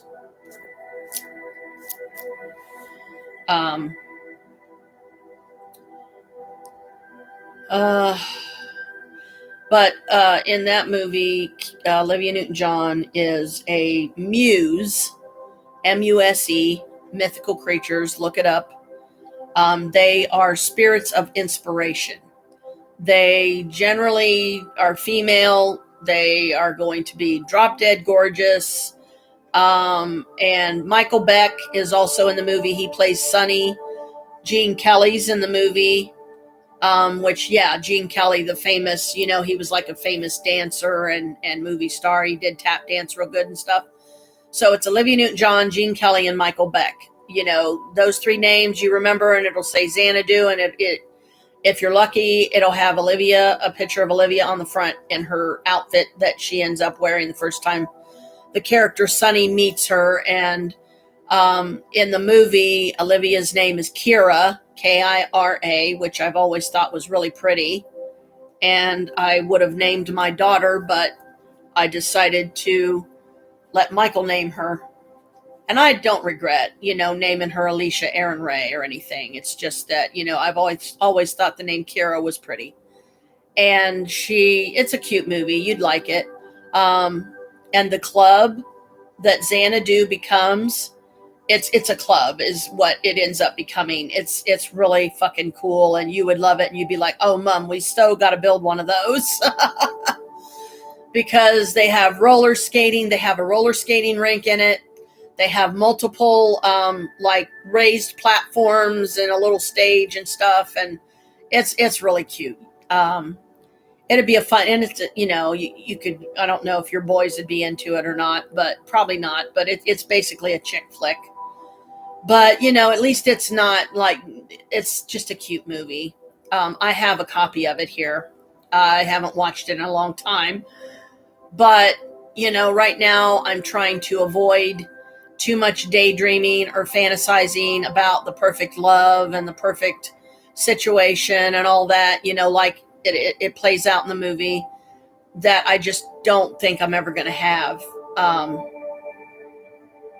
That my Mr. Right or Mrs. Right just don't exist. That I'm never going to find them, and so I'm never going to be happy and have that kind of love that even time lies down to be still for, because it's just that amazing and wonderful in every way, um but at in the same token, I don't want to, like, I'm trying to keep the negativity to a minimum. Oh, look, Chris, I'm being a minimalist. Fucking asshole. He's not here. I'm just doing that for an outlet more than anything. So I snuck my little stuffed animals that I had on my dresser top in the bedroom. I snuck all my little stuffed animals over to Mom's yesterday. And I meant to put them in a bag before I left, but I was so tired that I was like, you know what? I just asked my spirits. I said, just please don't give Jim any reason to come in here. Because I don't want him to see those and then say something to Mom. And then Mom, starts complaining about it or whatever, because she still thinks that I'm trying to move in and I'm not. Although that's what's going to end up happening. And I already know this, not move in with her necessarily, but I'm going to have to take Steffi's place come springtime, because she is going to try and get her own place. Her and Kevin, I hope it works out. I hope he sees this program through and he gets better and he gets clean, and he will be good to her and truly love her and cherish her and appreciate her. Whereas I don't feel that I get any of that from Chris. He doesn't cherish me. He doesn't appreciate me. He's a true love come to me spell that I really wish I wouldn't have done now, because look at the price I've paid. There's been more heartache than anything good. There's been more sadness than happiness. There's been more sorrow than joy. But anyway, on the lighter side, not really lighter side, but Steffi's going to be moving out in the spring. She's going to get her own place, and I really want to see that for her, because I know that will make her feel really good about herself, because I know how much of a self-esteem booster it was for me when I got this place. But where I screwed up is I only had it for 7 months to myself, and then I let that jackass move in. And yes, believe me, plenty times I, ask myself, where would I be without him? And that is very true. But I just wish things would have been better than they turned out to be. I wish he wouldn't have all the problems that he does. I wish he wasn't a cigarette smoker. I wish he couldn't even stand the taste of beer, would never have it in the house. And anytime he wanted to bring alcohol, he would ask me, is this kind okay, babe? Or something like that. And it wouldn't be an issue. With Chris, everything's a fucking issue. And he says, just like he fucking cuts me down and says with me that, with you, everything's sexual. Bullshit. Why don't you look in the mirror and say that, motherfucker? Because that's what it's really. You're the sexual one. You're the one that's got fucking artwork on your damn computer that every time I see it on there, I want to take it off and put another theme on it, because I don't want to see shit. I don't need the reminders of your fucking sexual fucking desires and seeing bitches with hard nipples. I don't care if it is art. You gonna sit there and tell me that you wouldn't be sitting there looking at a picture and then jacking off to it? I ain't buying it. I ain't buying it, because I've come home twice and I'm doing exactly that, or getting ready to, or looking at porn or whatever. But anyway, more on the positive, but not so positive. Steffi's going to be moving out, and I doubt very seriously that I would have the honor and privilege of having the downstairs bedroom, which would be nice. But mom's probably going to turn it into a room for herself, or turn it into a hobby room, or she'll put, use it as a fucking storage room and then turn around and say that it's a guest bedroom. And it's like, but yet I would be surprised if she would ever even so much as have a bed in there, let alone a comfortable bed, a really nice bed that somebody could sleep on, No, Kalika, you're going to have to wait a minute. I got to go to the loo, sweetie. I'll be right back. Look out, Kalika. Whoops. Now I'm knocking stuff on the floor. Knocking stuff over. Too much stuff. See, I can say and admit that I have too much stuff, but at least I don't do it in such a way that I'm hurting myself or cutting myself down.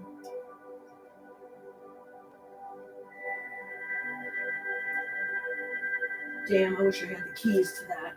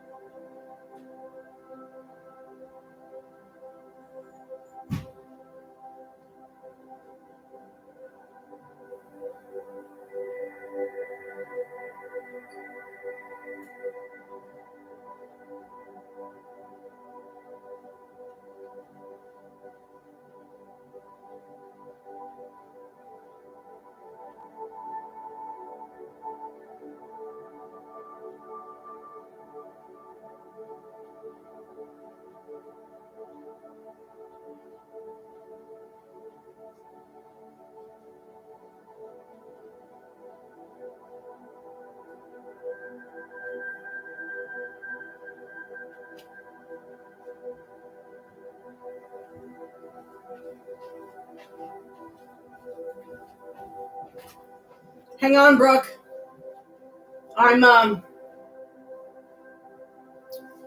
I'm putting on my day clothes. So give me a few minutes and I'll be back out.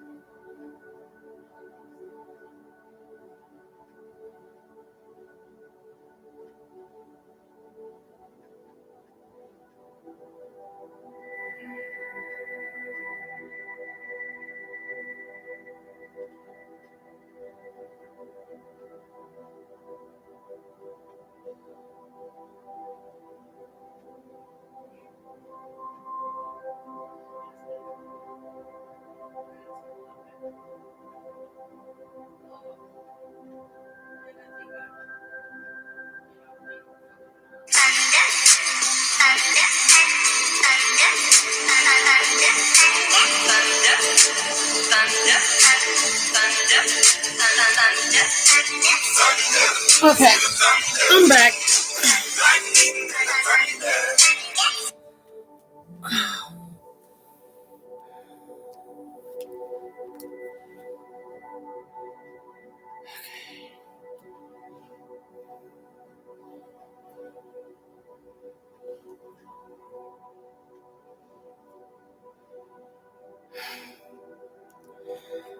Okay.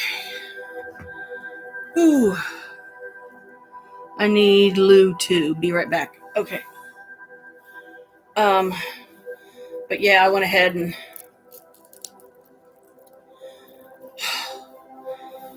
put my day clothes on.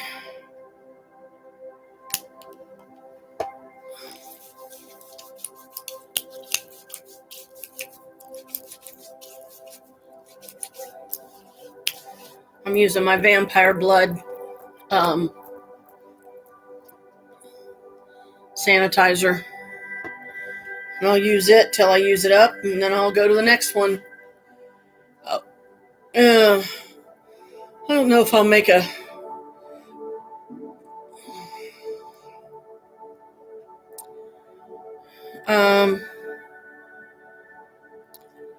I was trying to determine if I wanted to like maybe add Easton Mall into my repertoire for tomorrow.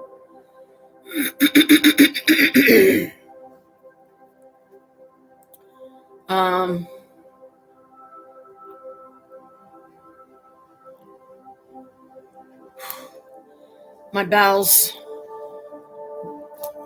decided to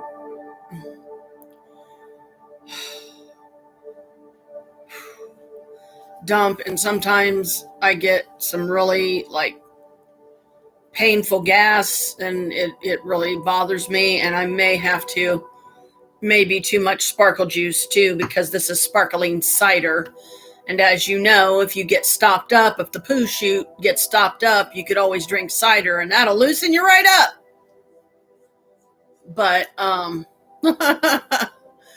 but no, it's just sometimes it takes too long, and and then I get painful gas on top of it. I freaking, it's bad enough that I'm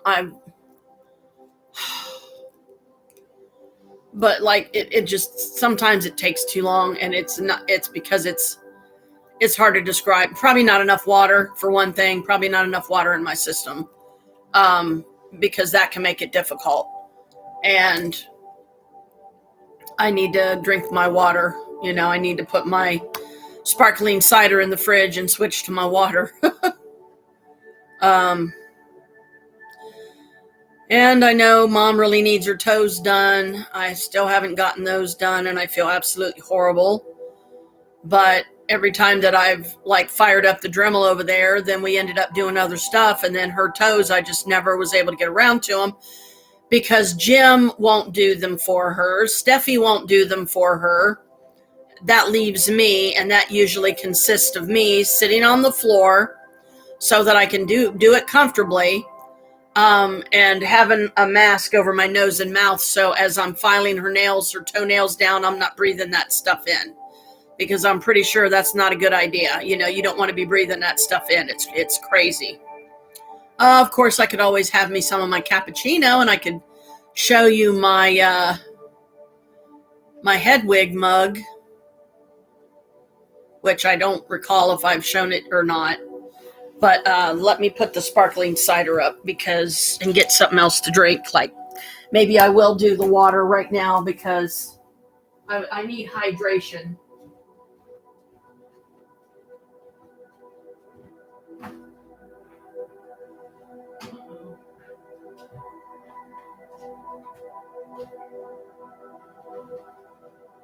Don't tell me this thing's defrosting.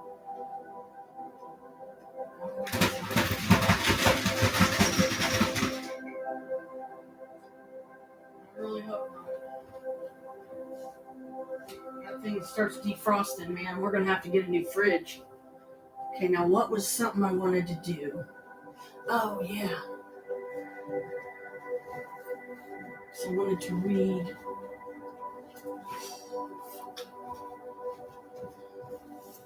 Okay, and I need to get this in the kitchen, because it's already got fucking roaches feeding.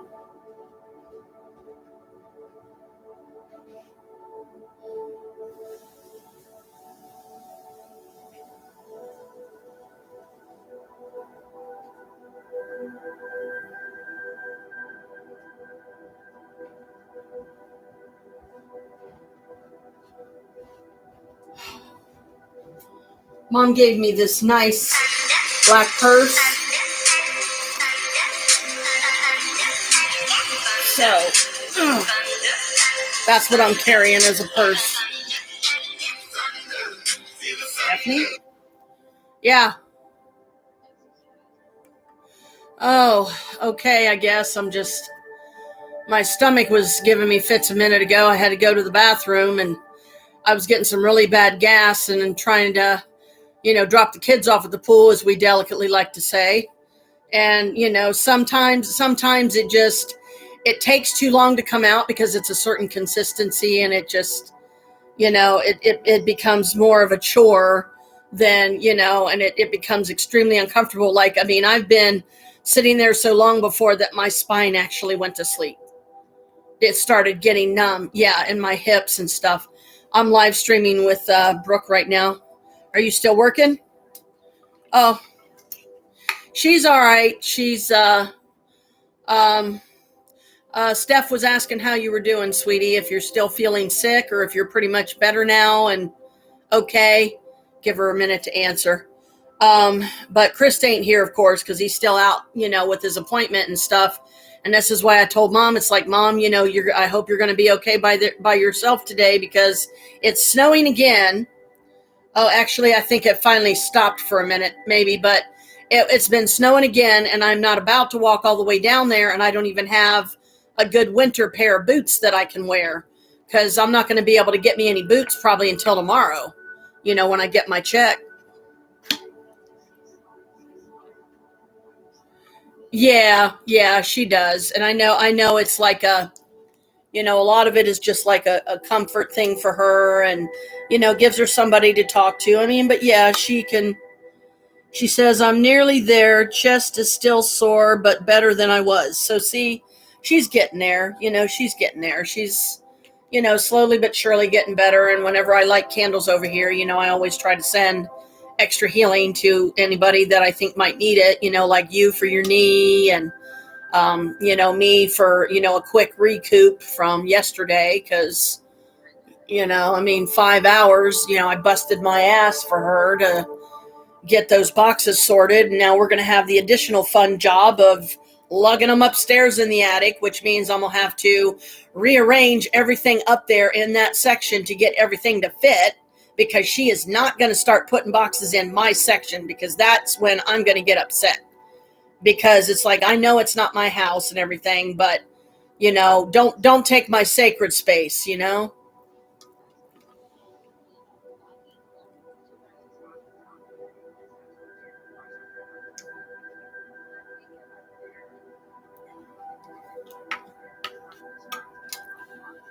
Yeah. Because what I figure is the easiest way to go about that, and how I would do it, is, take a lot of the smaller stuff and stack it onto the bigger boxes. Like the one box right inside the door has Mom's pictures in it, framed pictures and stuff. So, that should be pretty sturdy to be able to set, a couple of small boxes on top of it, or as many as you can realistically. And then just do that down the whole line. Just, pull the stuff out, move it. Yeah. If it has to be moved into my section temporarily until it can get reorganized, fine, cause that's how I would do it. And then I would just make sure that I, cleaned out my section when I was done and everything, and had everything stacked as best as I could. So, she could still have it up there, and I can still have my little prayer closet.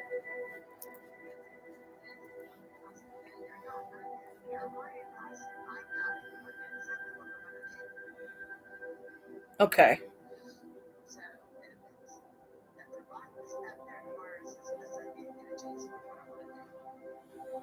That's okay. No, no, it isn't. And, and it's like, and I think that's why they're trying to do it, is because they don't, it's like they don't want me up there, that they don't want me to have that special spot to myself. And, I mean, that's the least that I think they can allow me to have, because I did help get them, get them that place because of the magic I did, asking the powers that be to get them a nice house, and, something that they can afford in a decent area and everything, so they didn't have to worry anymore and all that. So, yeah, that's,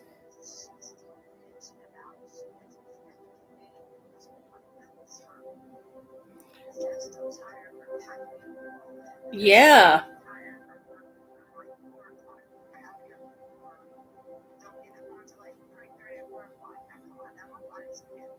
yeah, yeah, and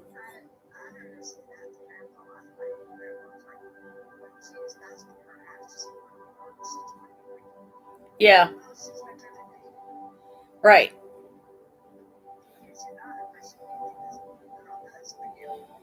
No, she doesn't. And that's why I try to call her on her bullshit, when I'm over there and she's complaining about you for some reason or another. And I'm like, Mom, I said, that's a hell of a thing to say, or that's a hell of a way to be, or a hell of a mentality to have towards Stephanie when she has busted her ass to get you moved over here in a short span of time. And she also did get her a job. She's going to be getting paid in a few days. You're going to get some fucking money. Shut the hell up and quit your damn bitching, because we're tired of hearing it. And I hate to say that about my mom. I hate to be that way about my mom, but I believe in calling it like I see it. And I happen to see, yeah, she doesn't fucking appreciate, and she's being a mean old biddy.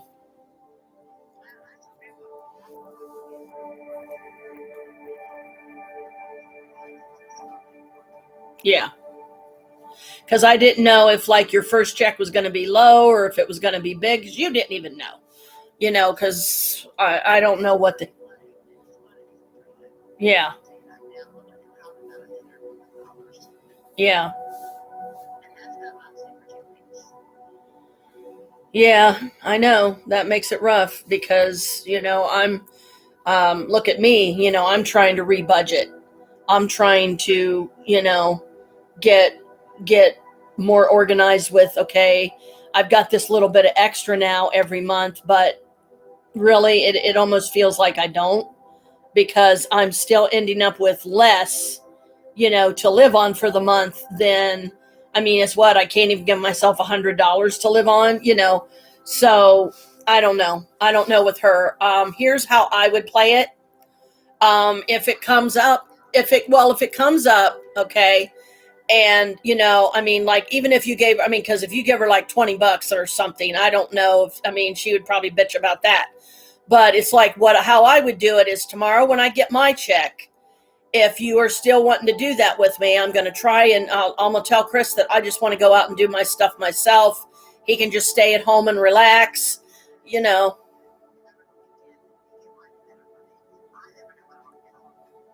Okay. Okay. Yeah, that's fine too, because then I'll just take that time tomorrow to get my running done, um, and stuff. But what I was going to say is, if we ended up going up to the pet shop and I end up getting her a cage, and get her bird and everything, and then you just, whenever you get like your first big check or whatever from work, if you can, just give me half towards the cage then, and give me half towards the bird, and I'll let like how much that is, or show you the receipt or whatever we need to do.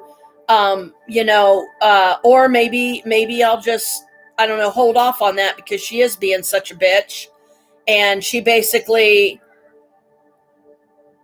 you know,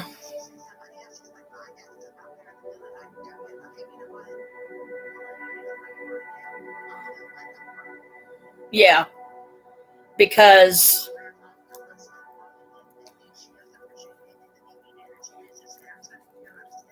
yeah, I know she does.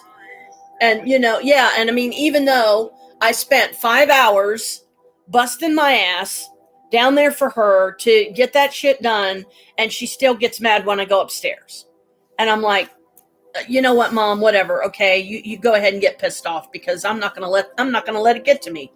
I'm not going to let it get to me. I'm not going to let it bother me. I will rearrange that attic the way I see fit, and I don't care if she likes it or don't, because is she going to go up there and do anything?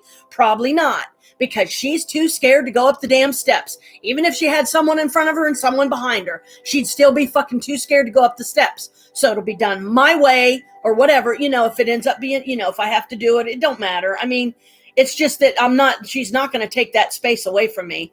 And I said, well, since it seems to be starting, causing a problem, I'll just take all my shit out of here and then you can fucking use it as goddamn storage and I won't come over here anymore at all. How about that, Mom? And then what are you going to bitch about? Oh, I know. Then you're going to bitch about me not coming over anymore. And then you're going to throw in because I wouldn't let her have that damn room. Blah, blah, blah. Well, I think I at least fucking earned that. And I'm not asking any fucking money. I could have just as easily asked her, okay, you're paying $11.50. Well, I want $50 because I helped get you in here. I'm not going to do that shit because I was trying to do this for all three of you, and oh boy.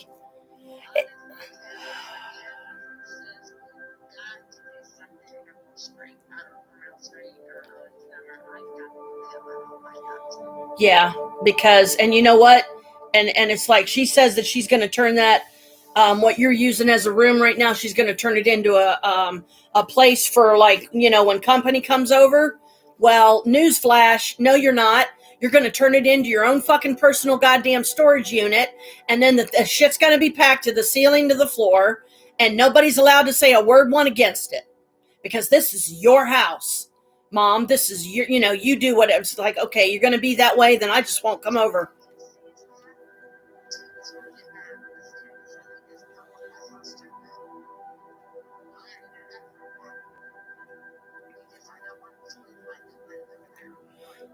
Yeah, and I know that's exactly what she's going to do. She's not going to take the time to go out and buy a fucking bed and put it in that room for somebody to spend the night. Oh no, she's going to have all of her fucking shit, the entire goddamn attic up there. She's not going to be fucking happy until she has all of her shit from the storage unit over there. Then she's going to take over the whole fucking room downstairs.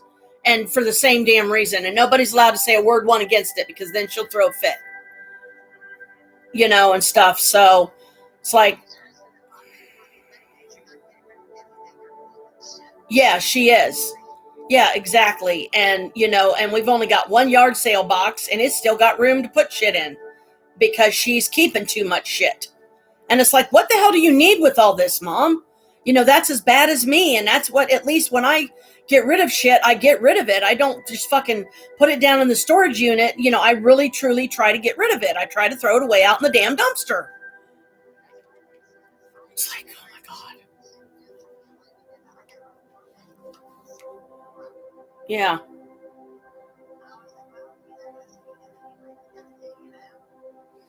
Yeah, I mean, so I don't know. It's frustrating. So, if I could afford it, myself, I would just go over there to that fucking storage unit. I would tell Jim to go over there with me and I would get all my shit and all Chris's shit out of there and put it in a storage unit completely of my own. And then I would, fine. You don't want me fucking sitting upstairs. You can't fucking appreciate that I busted my ass for 5 hours. Oh, I'm supposed to just sit down here with you the entire fucking time. What, Mom? So you can drain me dry? And then I can barely have enough fucking energy to get home because you just want to sap all my fucking life energy and essence and shit? Because she's a fucking psychic vampire. Mom is.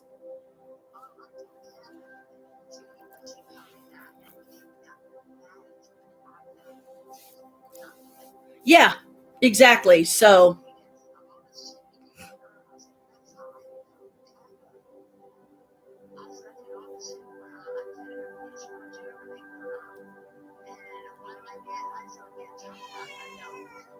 yeah.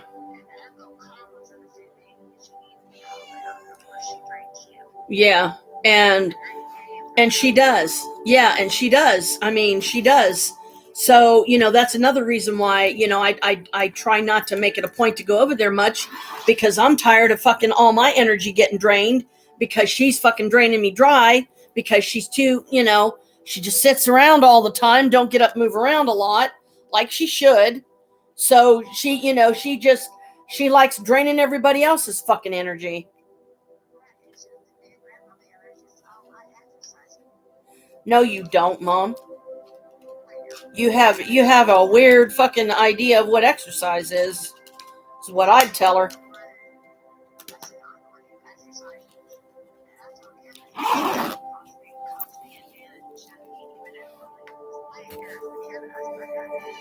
Yeah.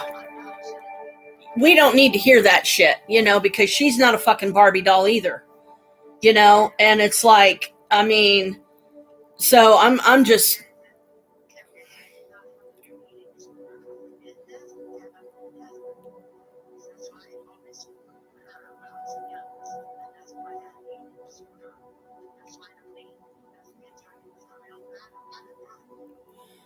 and I mean, Krista's definitely done stuff too that's made me feel that way. Like I'm the only one that's got some pounds on me that, like he's a fucking Barbie doll and he's not, or a Ken doll or whatever. But I'm gonna get off here because I'm still live streaming and everything, and we're just, no, it's okay. We're just, this is, I guess, the only way we're gonna be able to have an outlet right now because, I'm not over there, you're still working. And mom, she better watch it. She better chill because I'm serious. I'm about to the point right now that I'm gonna sit down and have a nice talking to, and I'll be like, okay, you don't want me to sit upstairs? You can't give me that little fucking section that I asked for when I come over here to fucking sit with you all day, and I might get tired, and I would like to be able to have my own little space that I could go up and lay down. I can lock the door, if I don't want to be bothered and stuff. And, I got a heater up there. I got a air mattress and everything. So, you either stop bitching, mom, about me going up there and having that little section of myself, and stop thinking selfishly and wanting to put all your fucking shit up there that one of us is going to get fucking stuck with, going up there and getting your fucking shit for you when you want to find something or you want a certain something out of one of your damn boxes. One of us is going to end up fucking going up there to get it for your ass because you won't go up the steps.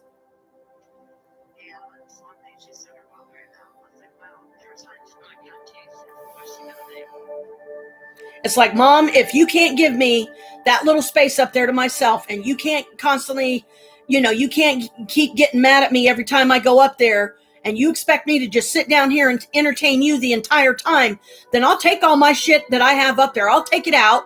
I'll deflate my mattress, and then I'll just fucking leave, and I won't come back.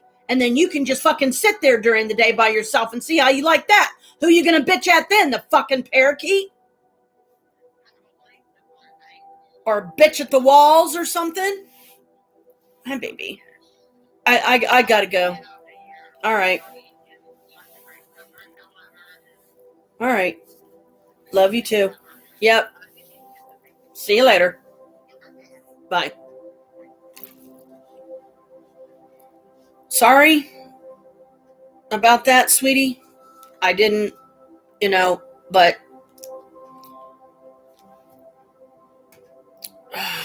I've got a dilemma on my hands.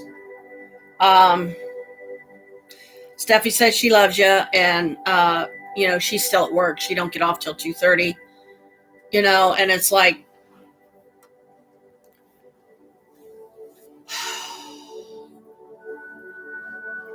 I just got to go quiet for a few minutes because I'm getting too angry, and I don't appreciate mom fucking having that kind of fucking attitude after all we've done for her.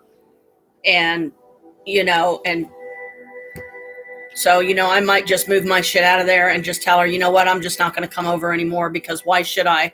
Because if you expect me, you won't let me have a little section in your precious attic for my own. I'm not trying to move in here. I'm trying to keep very little up there, and just so I can have like a nice little quiet place to go, a place I can go to get a break from Chris, to get away from the building here and all the hoot-de-ha that goes on here.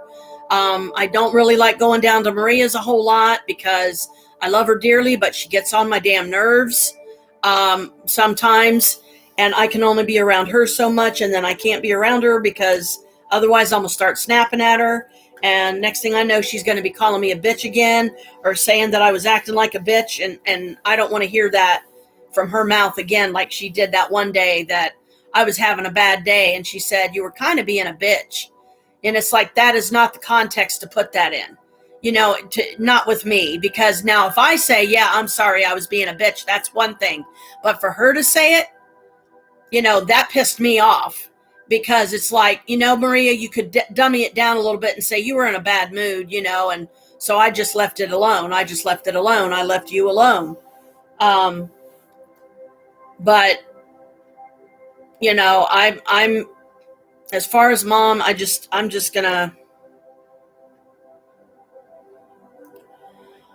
have to think, the best way to bring it up, the best way to talk about it, and get her to understand that if she's going to be so selfish that, she's got to have that entire fucking attic to put her shit, and then she wants to fucking, want Stephanie out of there because she don't like that Jim has an interest in her, even though Steffi has told her many times, Mom, Grandma, I don't have an interest in him in that way. I don't feel that way about him at all. So you're worrying for nothing. What are you doing, baby? What are you messing with down there? Carmela, what are you doing? No, you don't bite on that.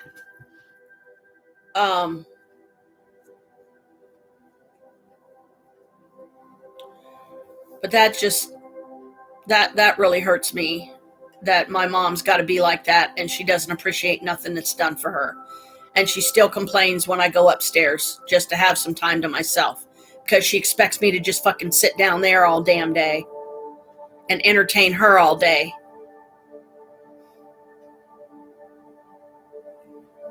So I might just do that the next time I go over there. I might just say, well, I'm not staying because obviously it's going to be a problem, and you don't want me having that little section up there to myself. You don't like me having my shit in there. You don't appreciate nothing that I do for you, Mom, so I'm just going to take all my shit out of there. I'm going to take my fucking air mattress, I'm going to deflate it, and then I guess I'll just fucking shove it down in the damn fucking storage cage and put it in a garbage bag and label it so I know what it is, and hope that it doesn't get fucking destroyed from being in a damp ass fucking basement. And I'm just not going to come over for a while. I'm not going to come. You'll be lucky if I come over anymore. And she just told me last night that, I'm basically all she's got left, and she's going to do this. I'm not going to put up with that. I don't deserve that kind of treatment from her, and neither does Steph. So I don't know. I'm just, I don't want to hurt Mom like this. I really don't, but she's kind of backed me in a corner. I'm just going to go over there and just take all my shit out, load it in the car, and then I'll just tell her, well, you can have your attic, do whatever you want to do with it. You don't want me here. I'm just going to say, well, Mom don't want me here. So, she can't even give me that little section up there to myself to have a few, creature comforts from my own place. A place that I can go to just kind of sit and chill and relax, and just to have some, time to myself, and, whatever, go up there. And some of the time I'm actually up there working, because if I sit downstairs while I'm working, then, Mom's going to be constantly talking to me. She's going to have the fucking TV on, that she's not even hardly watching, because she's doing it more for sound than anything. And I'm just gonna take my shit out of there and say, well, Mom don't want me here, and it's causing a problem. So she wants to just use that whole attic up there, that whole section, to be able to put her shit. So I'm just gonna take mine out, and I'm just not coming back. Because if this is the thanks I'm gonna get, and this is the appreciation that I'm not gonna be getting, from her or Jim, because Jim, he was complaining too about me, having my religious stuff up there. And it's like, oh, let me guess, Mom, you think I'm conjuring demons in the attic now? Is that it? Well, maybe if you drag your fucking lazy ass up those steps, you could tell for yourself there ain't no fucking demons here.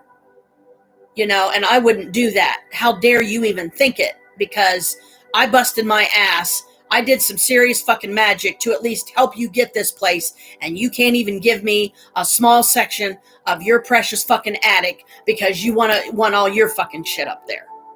And then that's the real reason why you want Stephanie out, because you want to turn that room into another fucking storage unit. You want all your precious shit from the fucking storage unit, so Jim can start putting that $200 and some back in your pocket. And that's the whole of it. That's the fucking whole of it.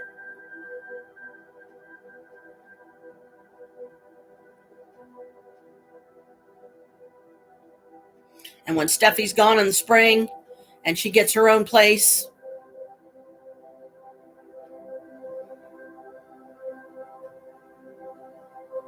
then what's mom going to do?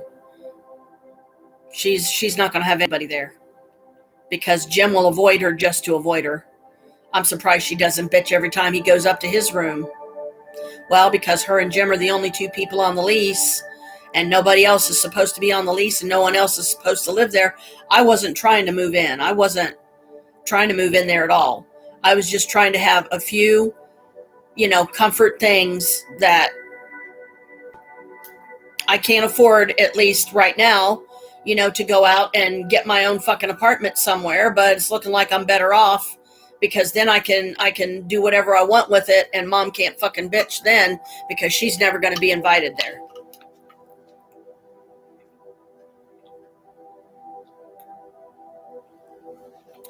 And Stephanie said mom wanted those boxes that I busted my ass 5 hours yesterday to help her sort. She wants to put them upstairs in the fucking attic, in the attic section where my little spot is. Mom said that I was trying to move in just because I have 2 tables up there, a duffel bag, a bag of clothes, an air mattress, and a handful of my little stuffed animals from the apartment here because I wanted to have some kind of little toys, up there for my little ghost girls to be able to play with. And mom, every time I bring something else in, she complains and says I'm trying to move in. And I'm not. I was never trying to move in there because I know the responsibility that's going to fall on my shoulders when Stephanie's gone. She's going to expect me to come over there, and then she'll even say, you can even have the attic back if you want it. No, Mom. No. You can fucking have Toby hire somebody to come over and fucking sit and entertain you all day because I'm done. I'm done with this whole fucking family. In the sense, I'm done with Mom. I'm done with Jim. Steffi is the victim here. I see it as, and she's just,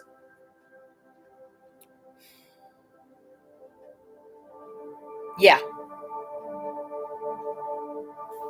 Just because I have a small amount of my stuff up there, mom thinks that I'm trying to move in. And she gets pissed off at me every time I go up there to have some time to myself.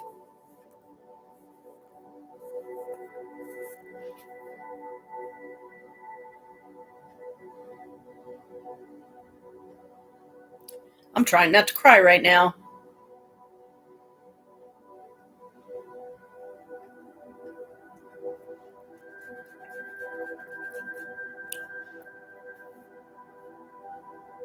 The fact that my own mother could fucking treat me like that after all I've done for her.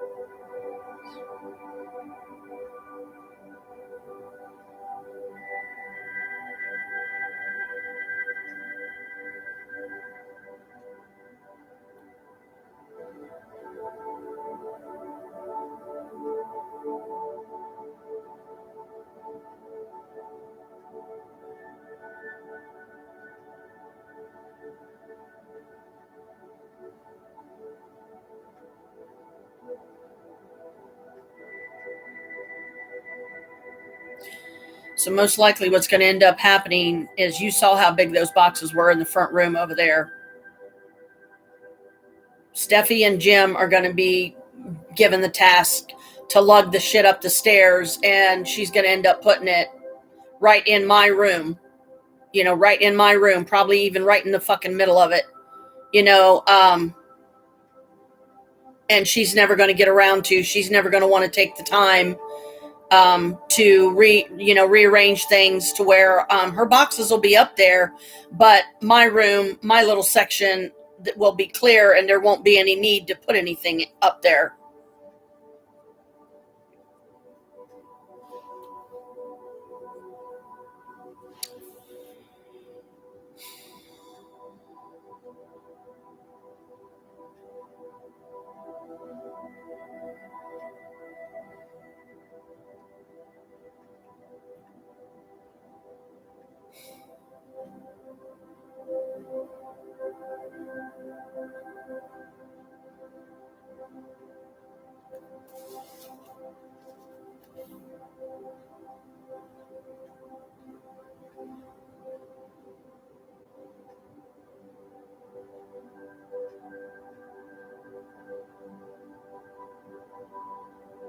She don't appreciate nothing. She don't appreciate nothing that anybody does for her. So that makes her just as fucking narcissistic as goddamn Naomi. It's all about her. It's all about mom, and it's all about what mom wants. And I think I am, like, the next time I go over there, I might even purposely cry and show her just how badly and how deeply she's hurt me, having this fucking attitude and not appreciating anything that anybody does for her. And I'll say, I'll tell you what, Mom, you just lost your last sibling, because if I don't deserve in your mind and in your eyes, if I haven't earned a little section of your attic just for my own, so when I'm over here, trying to spend time with you, I have, and if I get tired and I want to lay down and take a nap, I can always go up on the air mattress and lay down and take a nap. But I'm just going to I'm going to take all my stuff out of the attic that's in there right now. I'm going to deflate my mattress, and I'm just going to take all my shit. I'm going to load it in my car, and I'm just not coming back. Because you turn around 1 minute and tell me that, make me feel like, I'm something special to you. And then you turn around and you want to bitch every time I want to go upstairs to my little section, to my little room that I asked for how much I helped you to get this house. And you can't even give me that. So fine. It's all about you. You're being just as narcissistic as Naomi. And I'll just take all my shit out of there and I'll just leave. And the tears are going to be streaming down my face and saying, I feel like I just lost my mom, because that, you don't appreciate nothing. You don't appreciate nothing that's ever done for you. And you can't give me that one little piece of heaven, that one little space to call my own, that you accuse me of trying to move in, even when I wasn't trying to move in. So I'm just going to leave, and you don't have any more children, except when Carl comes up and, he can just sleep on the couch. Because God forbid if he went and took an air mattress and slept up in the attic, you'd probably fucking bitch about that too. And he'd have to lay on the fucking boxes that she's going to have up there everywhere.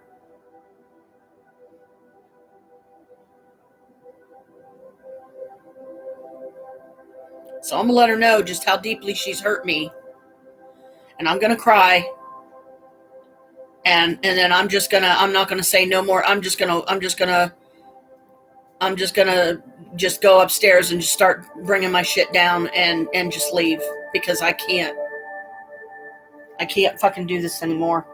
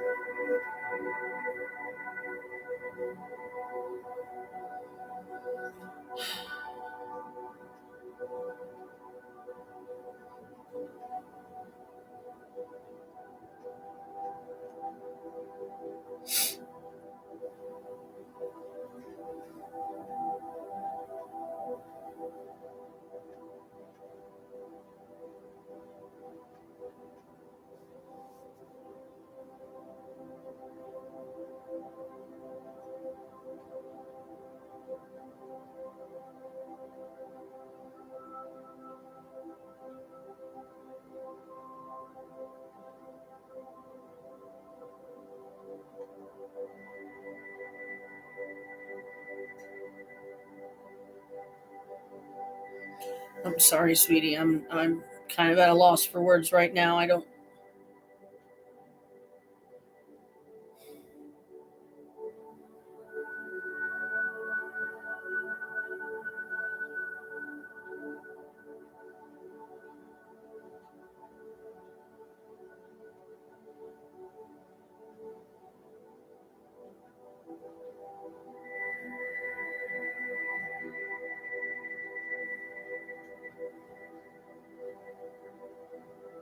So I guess I'm just back to square one.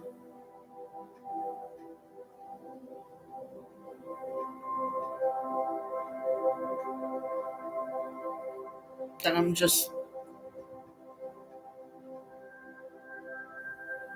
never going to be able to have just my own place that I can just have for myself.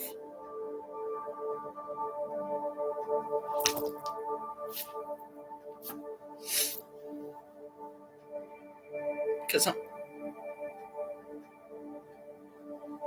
I'm never going to fucking have the money to be able to afford to get my own place.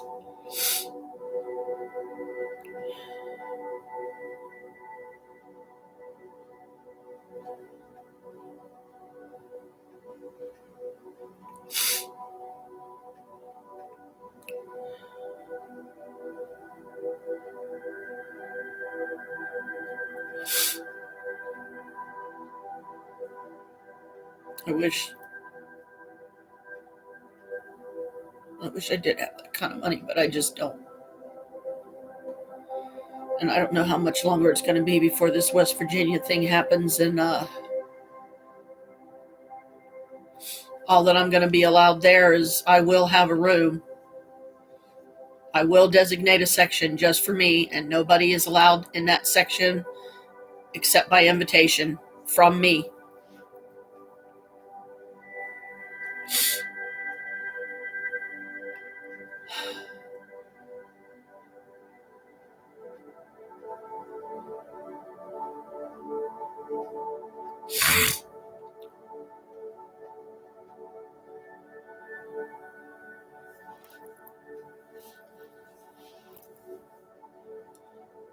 Pretty bad when my own mother makes me cry like this and hurt this badly.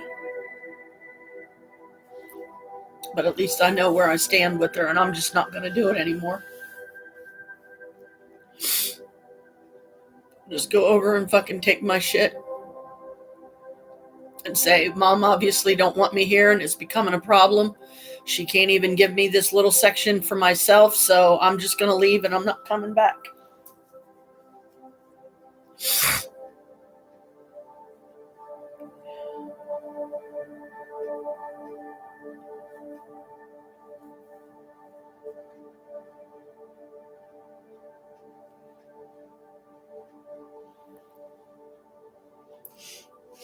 Thought I saw another roach crawling on me.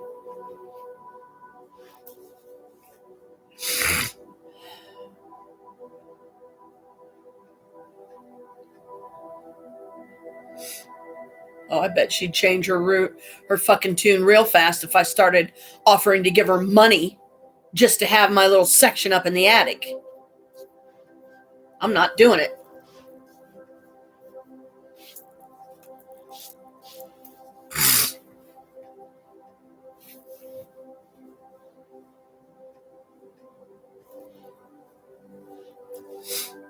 I'll never spend the night there again. That's for damn sure. And like I said, she's lucky. If I go over there and I start taking my shit out of the attic, once all my shit's out of there, I'm just going to get in my car and leave. And she'll be lucky if I even do her the courtesy of saying goodbye.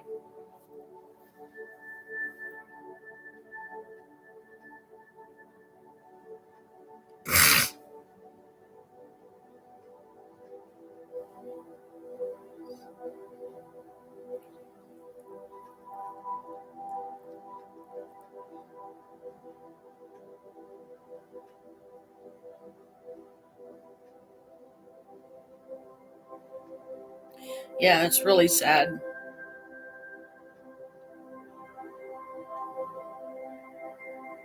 That I'm the only child that she considers she has left, and she can't even give me that.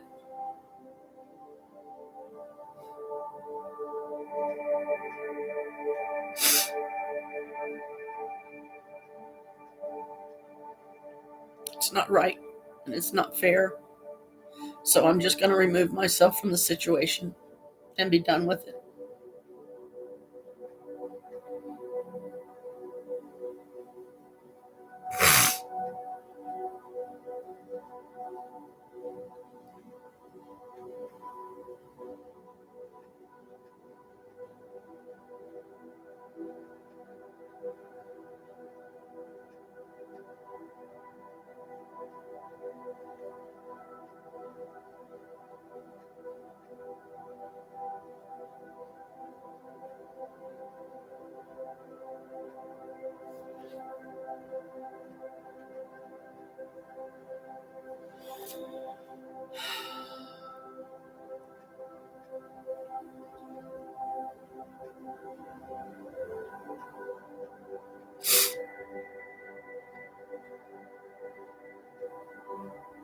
And the next time Jim calls me, if Mom, something happens, then I'll just say, I don't have a mother, and just hang up on him.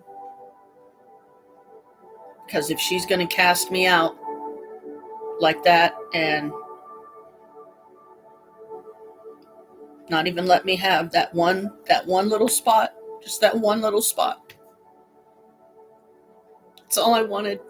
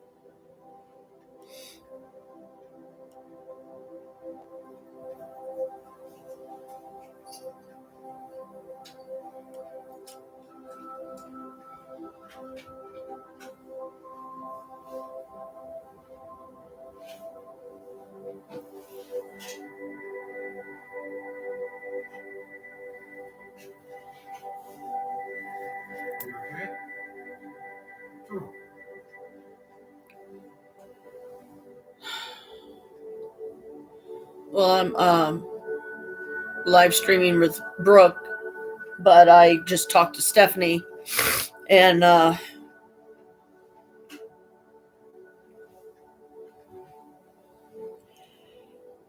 5 hours that I spent yesterday busting my ass to help her get all those boxes and stuff in the front room sorted, down to the point that we actually have a couple of the boxes that are empty now.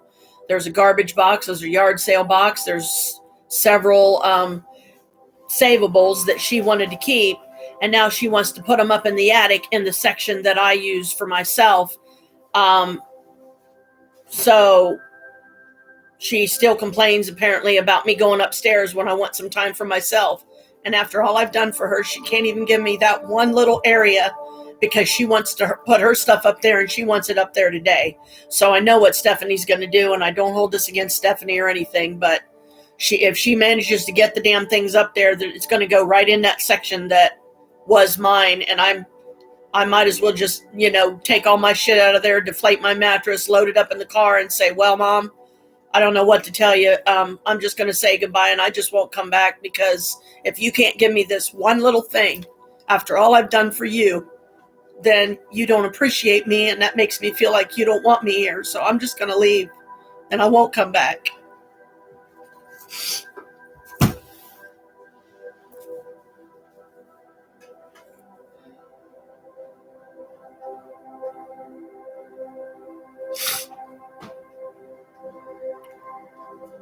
So when Steffi goes home, she's going to be expected to move heavy fucking boxes upstairs. Like it's not enough for Mom that she busted her ass at work all day, and that she's hurting, and that her knees being still giving her trouble and stuff, and now she's going to be expected to lug heavy boxes upstairs and put them in the attic. And they're going to put them right in my room. I know Stephanie is, because she's not going to want to take the time that I would have to, rearrange some things up there in that section so that all of her stuff can be up there, but add pile stack some smaller stuff on top of the bigger stuff so that the boxes are still up there, but my little area doesn't get taken away from me.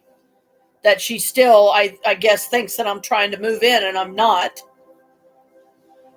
Just because I took a handful of stuff over there.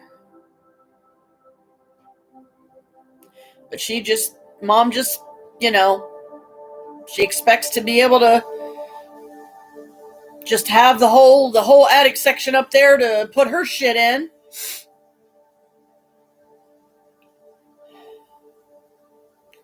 And then she's going to do the same thing to the room that Steffi's in when Steffi leaves. When Steffi's gone in the spring and gets her own place, and the room that she's using as her bedroom right now, Mom's going to do the same fucking thing. She's not going to be satisfied until all of her shit's in there. And, and then the stuff will just sit there and collect dust, and it'll never get used.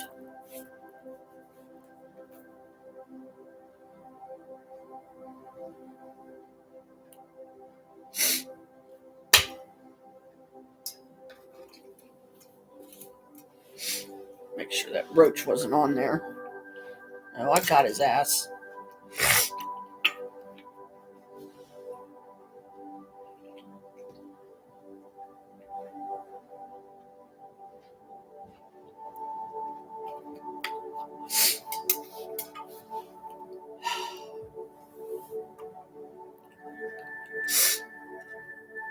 And don't get me wrong, Brooke. I hear what you're saying. But she's just pushing me away, and she made me feel last night that I was all she had left. And now I feel like she's pushing me away too. Because it's got to be her way or the highway, and, well, I take the highway because I don't deserve to constantly be hurt like this by her.